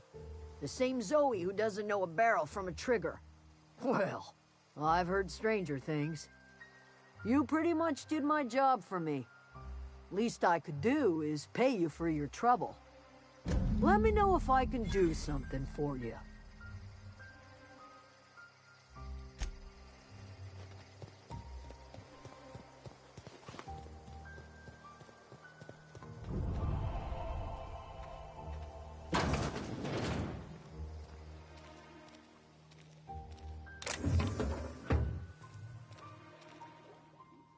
If you're hungry, there's meat turning on the spit outside.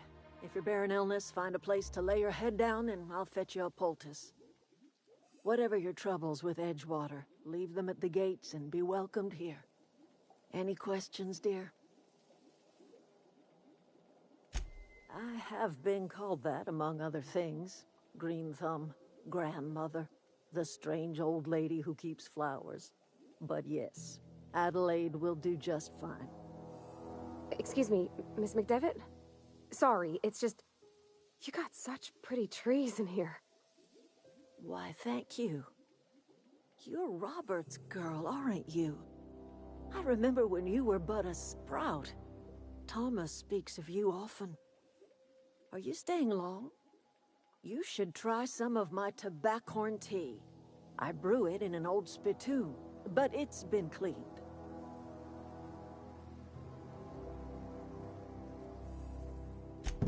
Reed Thompson? You here on behalf of that cold-eyed reptile? Let's hear it. What's Reed's idea of peace, then?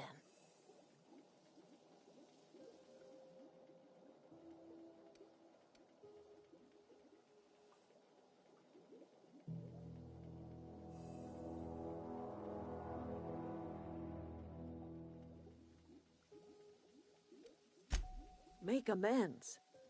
Spare me. Only thing Reed knows how to make is a mess. Like everything else that comes out of Edgewater, that peace offering is canned. I and my own are living just fine out here by ourselves.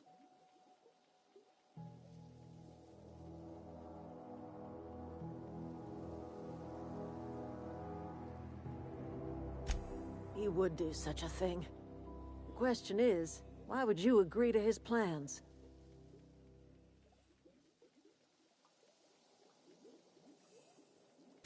Cannery's got a regulator.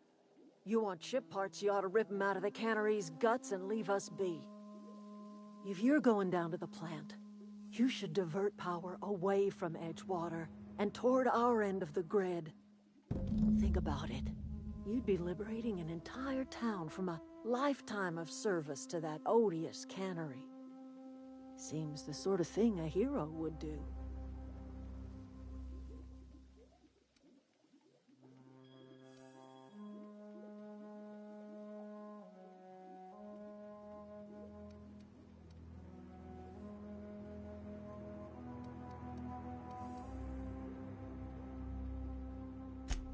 Well, if it's all the same to you, then you ought to divert power over to us, shut down Reed's cannery, and scrap it for parts.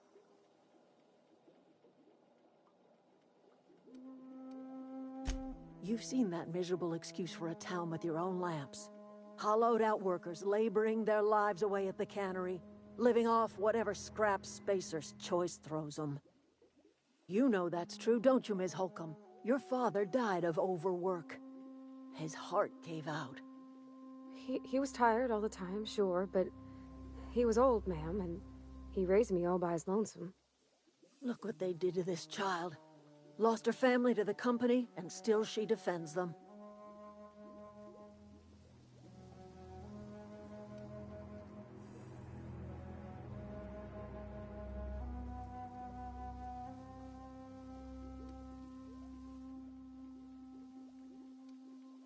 Life in Edgewater grinds to a halt. The cannery shuts down, workers desert in droves, and our own little camp grows and thrives.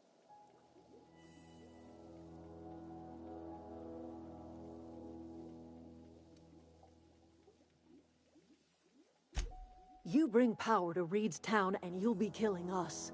Reed knows it. He's counting on it.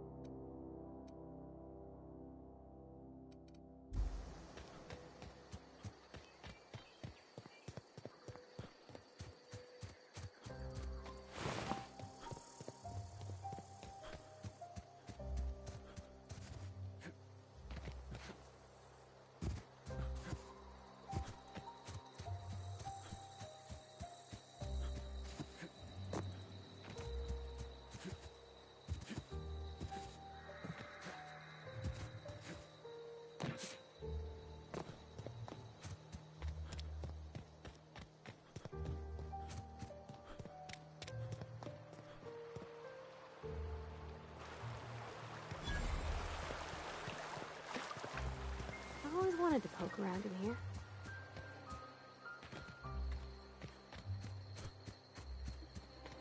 Oh. Here they come!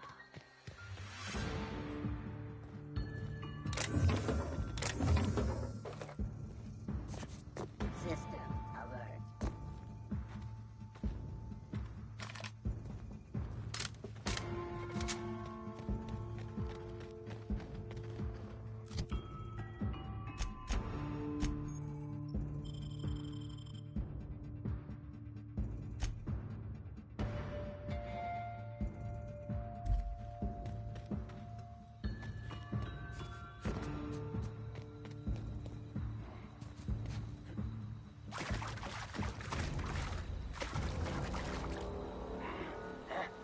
Who goes?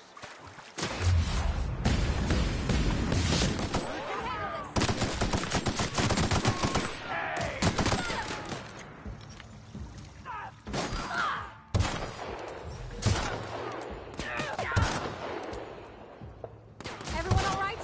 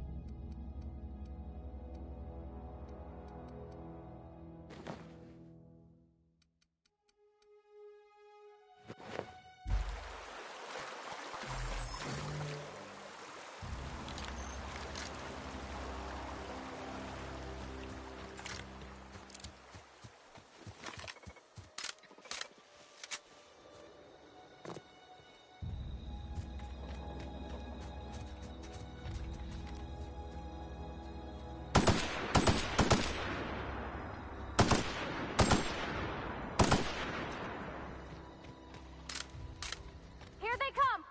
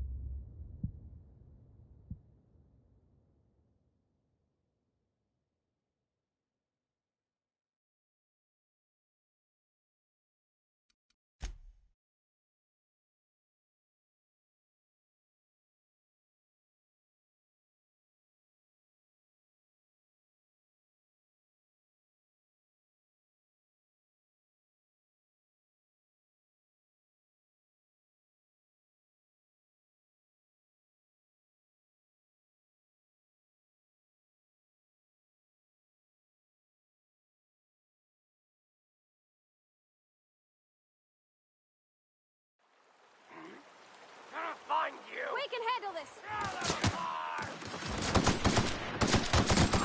Nice one!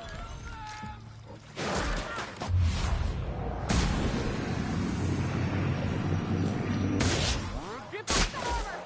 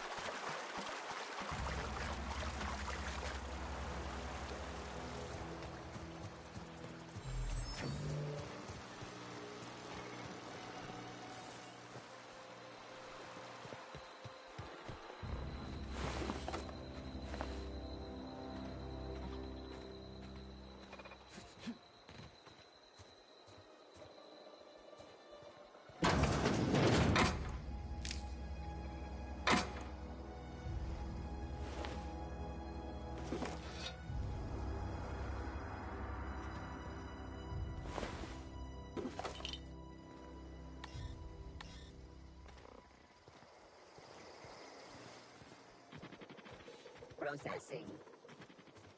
Searching for Incoming!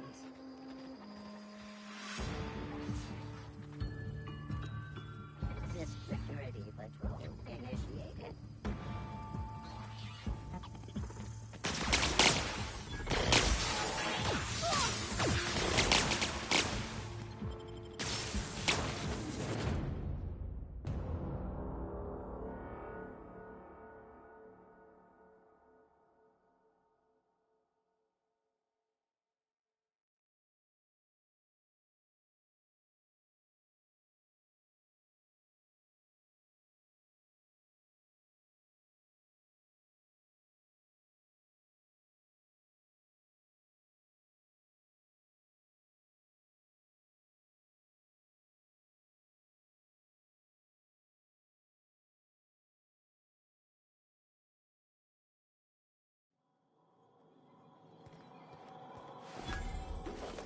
The control room should be off to the right.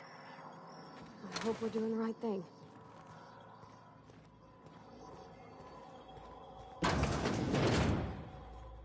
Halt.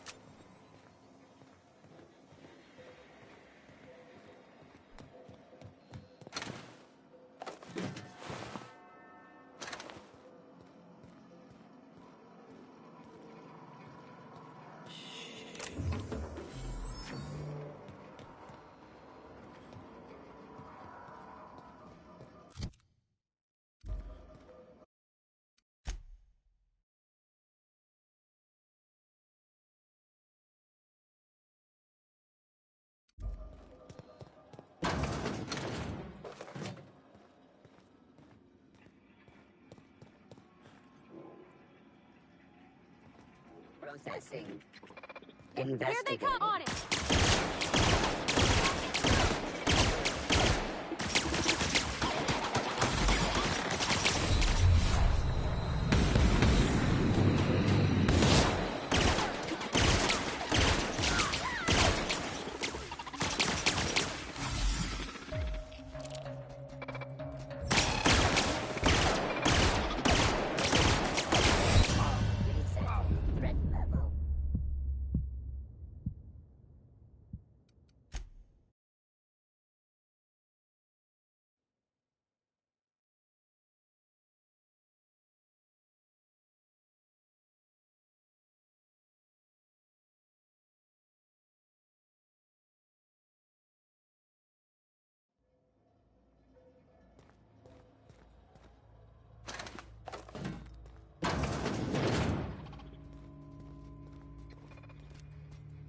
processing. Yep.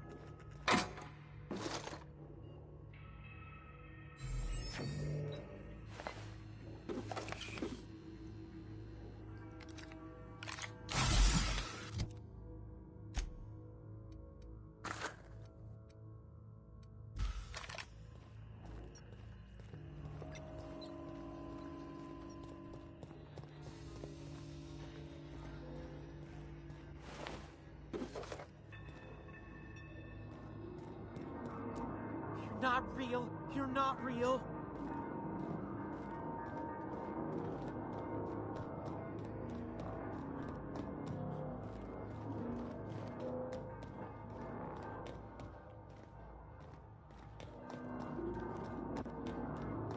You're not real. You're not real.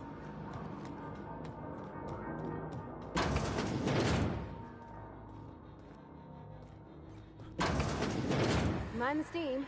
You're liable to get scalded.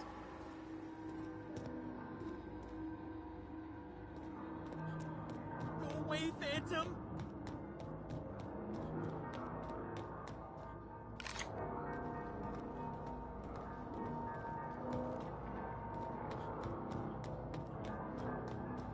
Get away!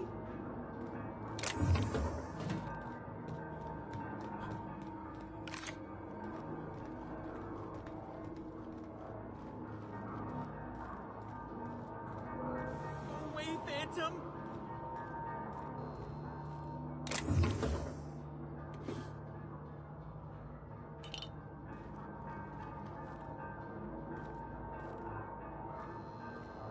Get away!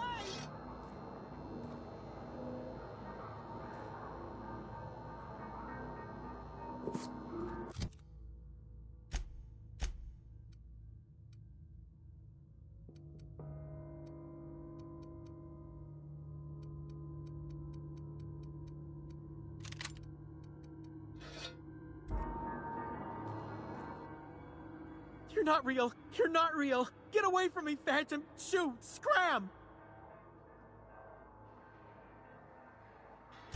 You can talk? The Phantom's never talked before. I knew I shouldn't have eaten that sprat raw. See? See, Higgins? This is why you must always boil your sprats before ingesting. Of course. Do excuse me. I experience brief flashes of mania during which I am visited by the phantoms of my imagination. Chester D. Higgins. The D stands for definitely not insane. I use it as a reminder. Oh, Higgins has been many things over the years. Sprat Wrangler, Saltuna critic, Aetherwave personality, chairman of the board, galactic defender, Sisty Pig tycoon. I've come a long way for someone who started off as a simple engineer right here in this plant. I specialized in automechanicals, drones, sentries, repaired them, maintained, upgraded, did it all from my old workroom just over in the next section.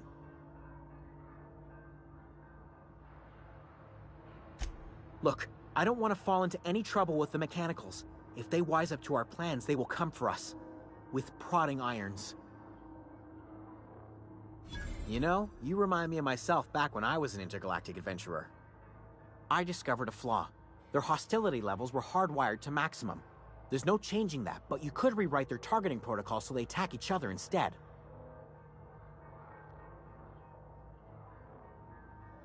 Yes, that's exactly it.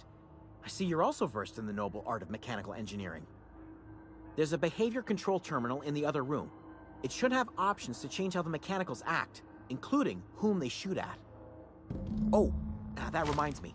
You'll need my passcode to access the behavior control terminal. Here, let me just write it down for you.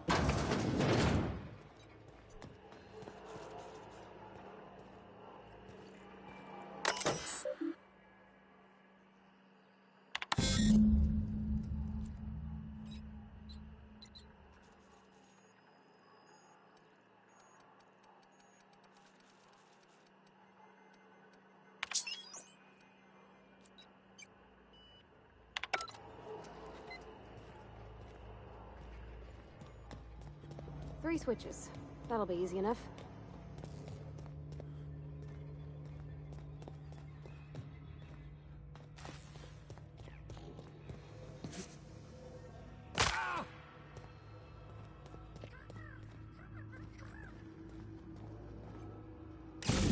Just 2 more. What'll happen to Miss McDevitt's folk if we send power to the Vale?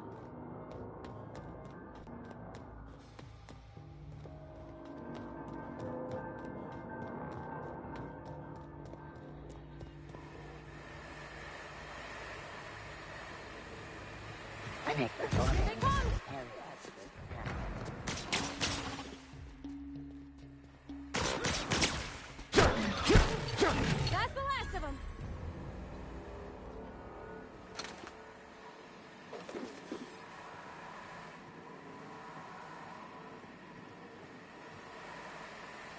Where to go?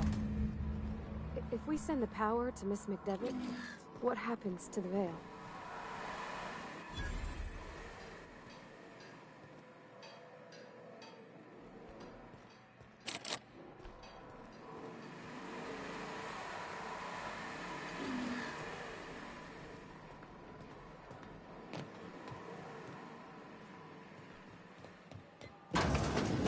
System performing an area.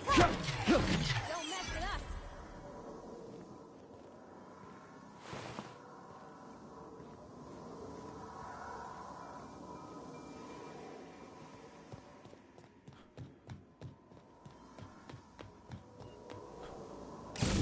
The last. I'm not sure what the ride is. Alls I know is the decision's final.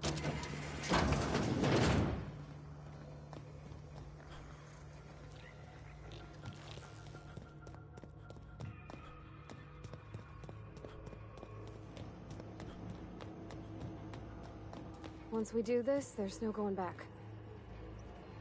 Hey, mister? Look, I know you want your power regulator and all, but I just gotta ask you. Do you understand what you're about to do? I don't think you should cut off Edgewater's power. I think it would be cruel. I'm sorry. That just sort of came out all at once. Edgewater's hurting. We've been losing workers year after year, and corporate hardly ever sends replacements. There's barely enough Saltuna to fill our bellies anymore. But the town's got some good people in it. Decent, hard-working folk just living their lives the only way they know how. They don't deserve to be punished.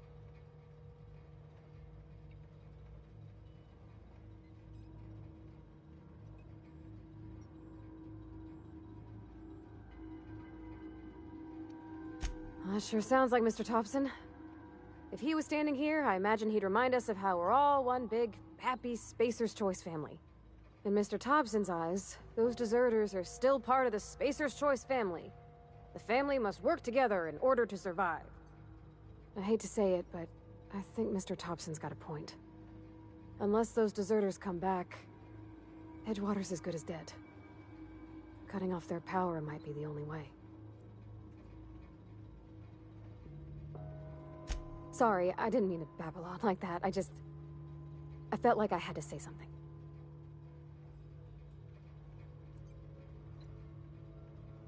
Really? I mean, wow. Thanks.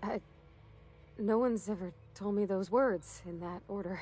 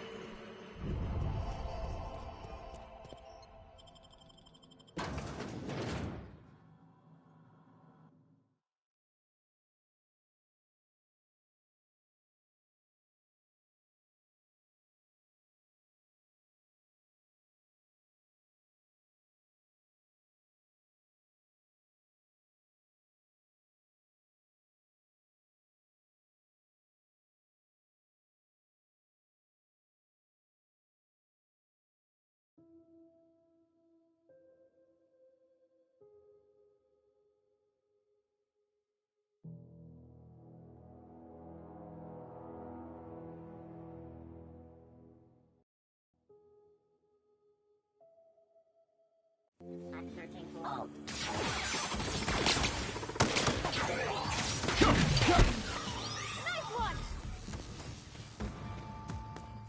Security.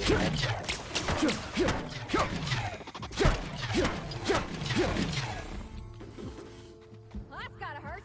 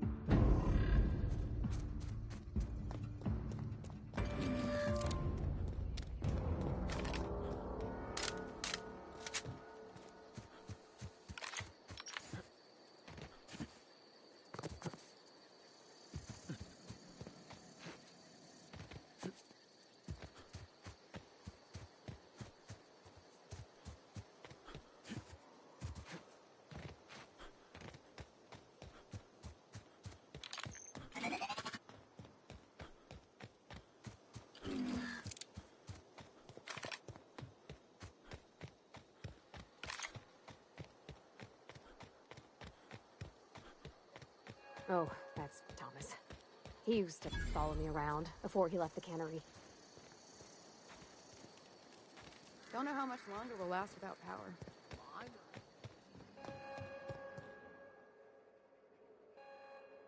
That's the thing about growing old. Your eyes start to fail. Elsewise, I would have seen you for the snake that you are, chopped you into pieces and roasted you on a spit. This is all you're doing. Cutting off my power, killing off my garden. Without refrigeration, my food will spoil, and my flock will starve. I want to ask you this in private, away from the eyes of my flock, so they do not see me lose my temper. Tell me, why did you do it?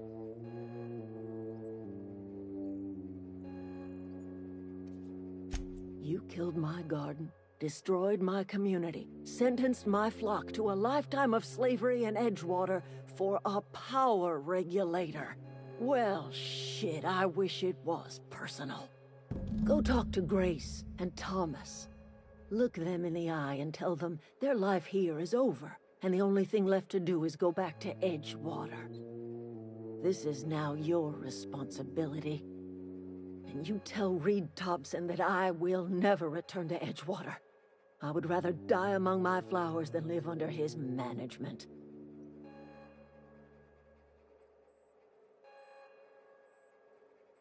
You offering to cross Reed off, huh? This some sort of twisted reparation for what you've done? Or you just looking for a chance to sow some chaos? Kill Reed if you must, or talk him into leaving if you can. He and I are not sharing the same four walls together.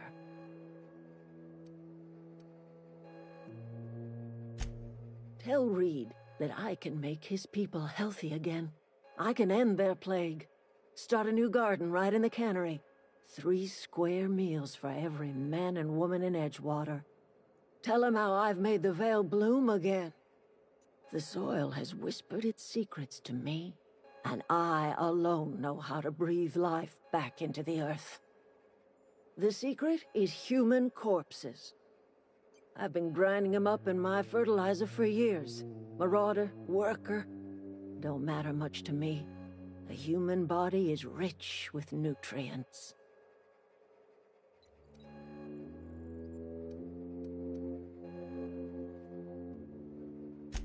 Edgewater's cemetery's got corpses aplenty, enough for a generation's worth of crops.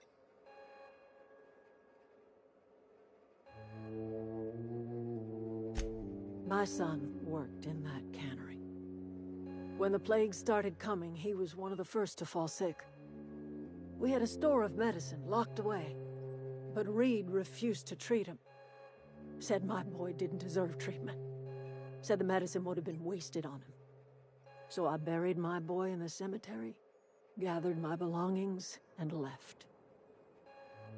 That's as much of the story as you need to hear.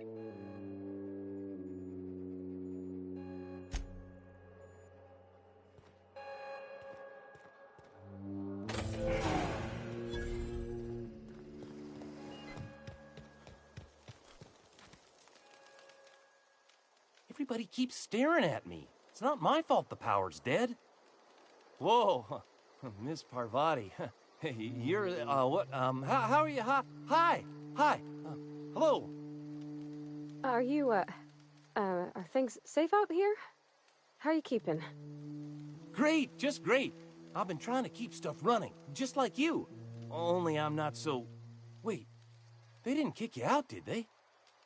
Oh gosh, no, I'm just along with this fella here. I seen you wandering around here. You don't look like you're coming from town.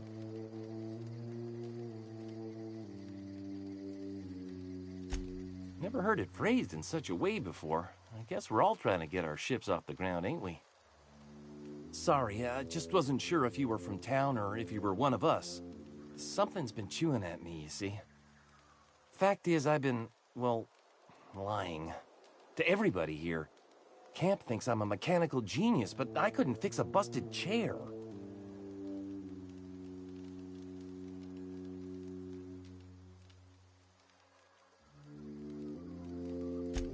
I mean to. I mean to do right by my friends, too. They believed I was an engineer, and so I'll make an engineer out of myself.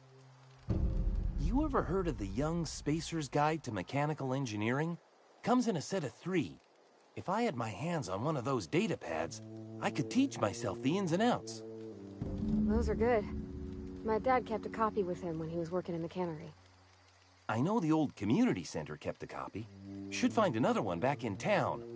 If you could find me even one of those pads, I'd be greatly obliged.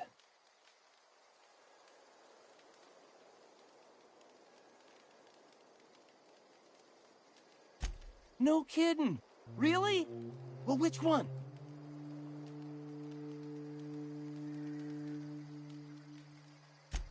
The geothermal plant? Now that is just incredible! You really went exploring down there?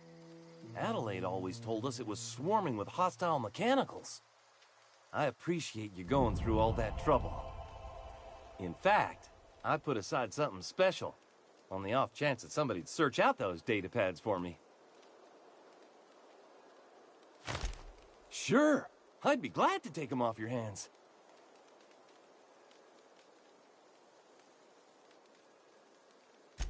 I've been thinking about going back. I'm not much use to anybody here. I get sick thinking about working at the cannery. I can't do that again.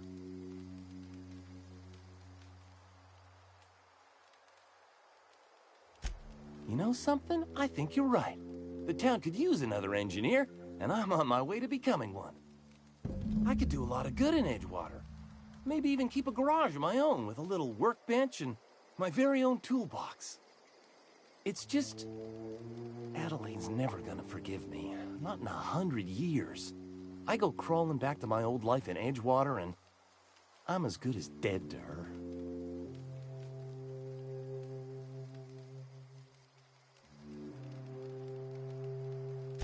You know where to find me.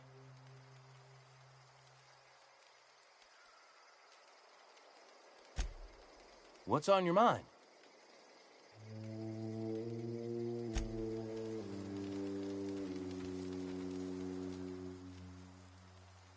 I don't know what you did to talk some sense into Zoe, but I appreciate it. The matter's been weighing on me. Zoe came back, but I couldn't keep her from slipping out in the first place. Who's to say I could keep marauders from slipping in? I don't see us lasting more than a couple of weeks out here. I'm loath to admit it.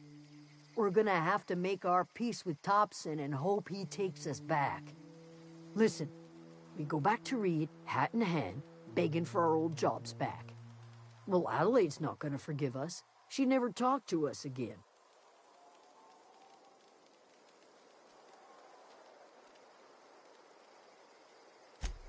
Sure. Suit yourself. I'll be here.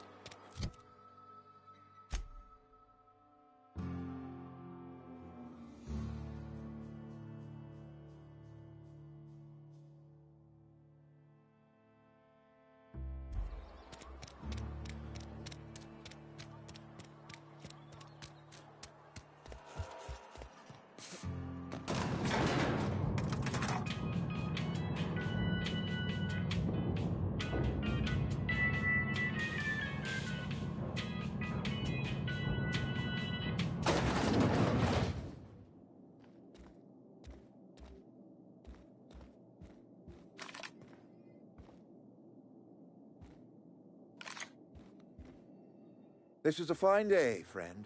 Power flows through our town like a cool stream of water. I trust Adelaide's people have seen their way to reason. So, when can I expect them back at their posts?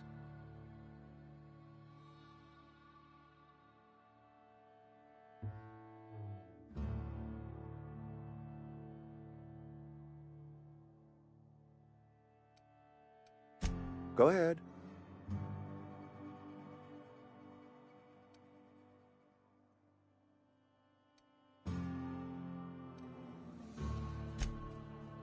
I appreciate what you've done for us. Then we are at an impasse. Stewardship over this town has been entrusted to me by Spacer's Choice. I am not perfect. I have made my share of mistakes, but I have done my best for this town.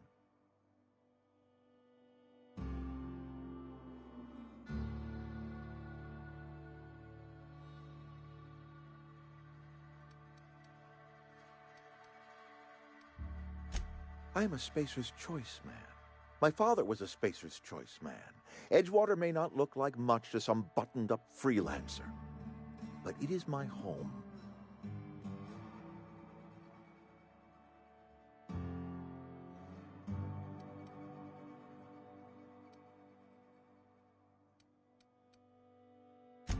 I don't believe you. Plague's a reality of life.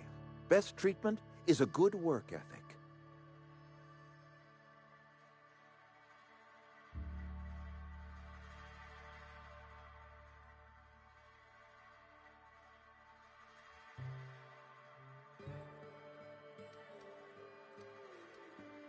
You are disparaging our parent company, and it is not appreciated.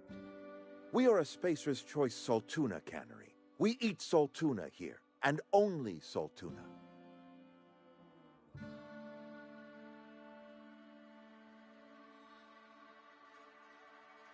I don't understand. You say Adelaide's growing her own food, but that should not be possible. The soil's gone sour. Company said as much. Our own botanists couldn't grow decent crops for us, so the company got rid of them and shut down the greenhouse.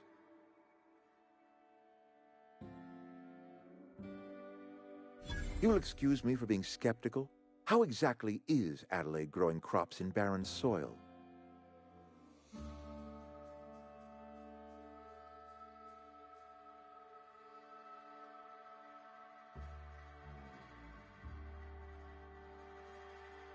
If Adelaide's found a way to feed her people and cure the plague, then she deserves this office more than I do. I won't stand in her way. My life here is ended. Give me a little time to settle my affairs. I'm sure Adelaide will be glad to see the back of me.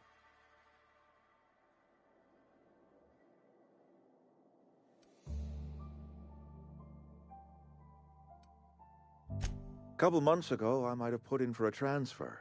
It's a big colony. Spacer's Choice has other towns. Now, I couldn't show my face in any of them.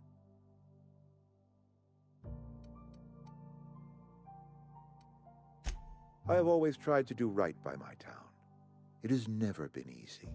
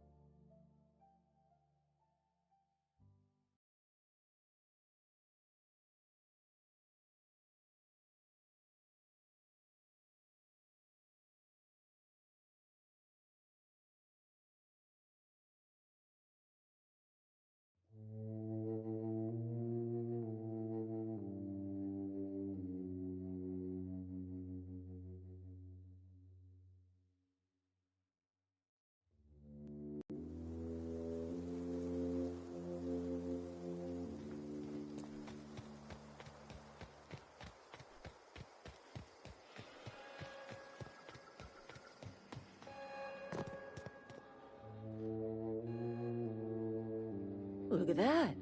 The snake's come back. I never thought I'd see the day that Reed Thompson abandoned his post. Suppose we all have a breaking point. Suppose it's time our flock made our way back to Edgewater. We must tend to what remains of the town and carry on with our lives as best we may. You're vexing to me, you know? Injuring us with one hand, helping us with the other. Here, I'm giving you something to leave us be. It's a ransom, you understand, not a reward.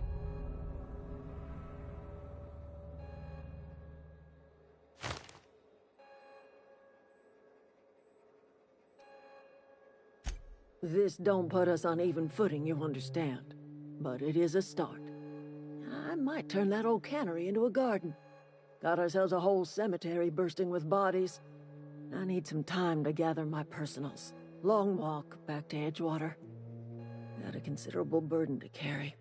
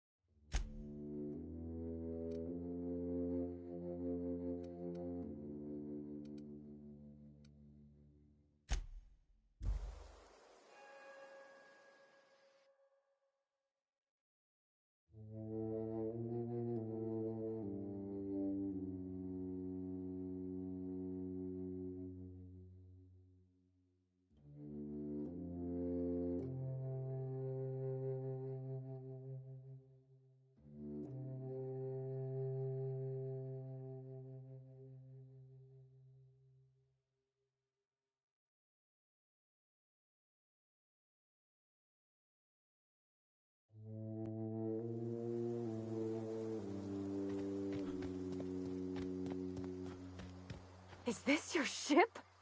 Oh my stars, she is just so handsome. Does she have a name yet? What's her drive model? Oh, gosh. Listen to me babbling.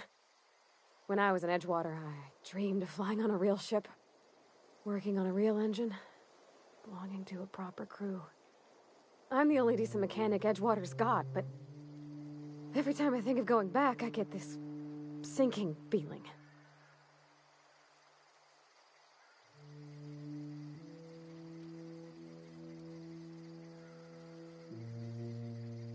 Well, it's kind of you to say that. And you're right. I wasn't happy. I want to ask you something, and you can say no. But can I come with you? I could tend to your engine. I know my G-valves for my catalyzers, and I can keep your ship singing. And if you ever need a pair of eyes watching your back, I can do that too.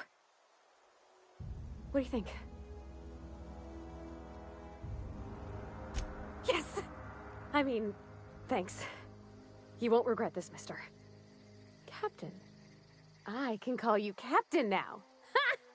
I got a captain.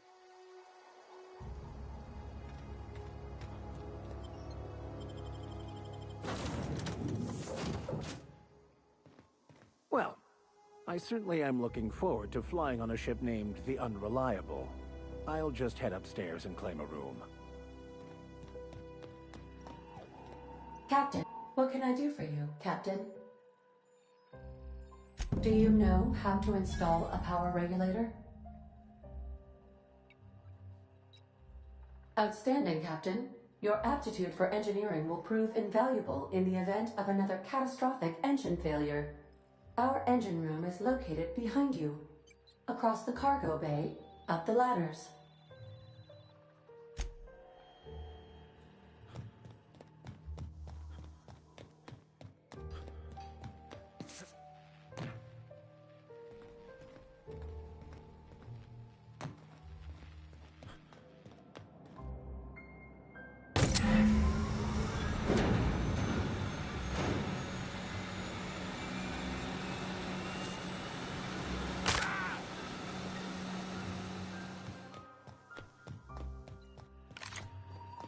What can I do for you, Captain? All systems are operating within acceptable parameters. I am prepared to bring the Unreliable into low-altitude orbit. This should prove an adequate test of our flight capabilities.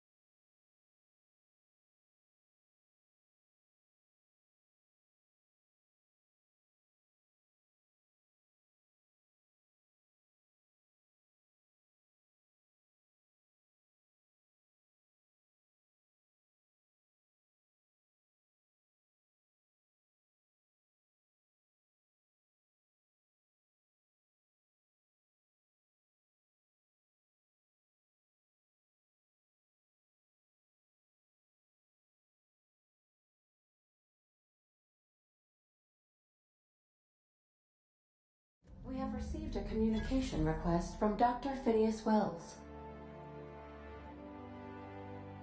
Aha, there you are. Hale and hearty, and captain of your own ship. I see you're putting the Unreliable to good use. Shame about her former captain. Horrible way to die. How are you feeling, by the way? I lost track of you in that cave back there. Experiencing any, unnatural drippage? Perfectly normal side effect of thawing, I assure you.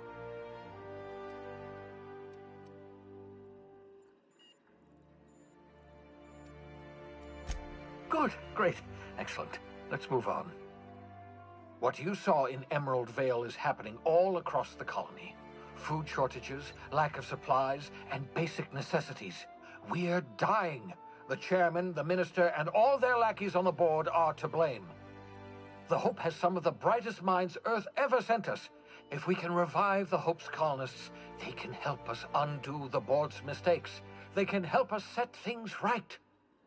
You need to get to Stellar Bay on Monarch. I have contacts there. They'll help me, help us, find the chemicals to revive your fellow colonists. Gladys Kilkelly, lovely woman, runs a cozy little black marketing outfit on the Groundbreaker. She can get you a nav key to land on Stellar Bay.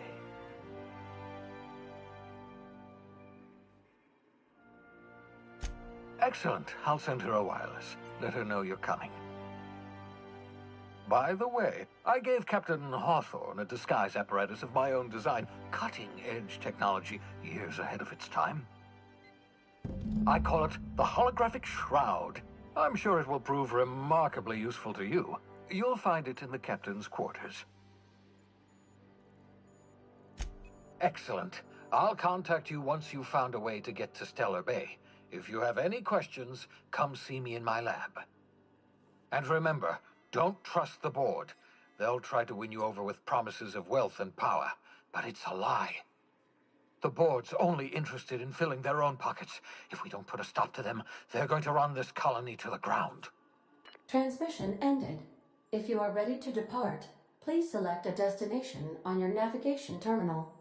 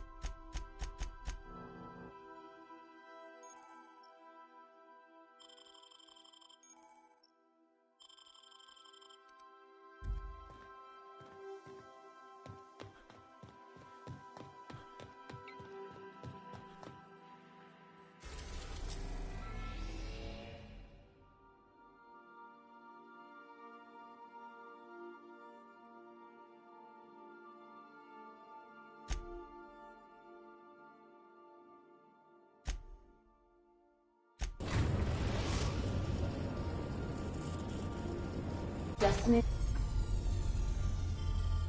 reached. The Groundbreaker.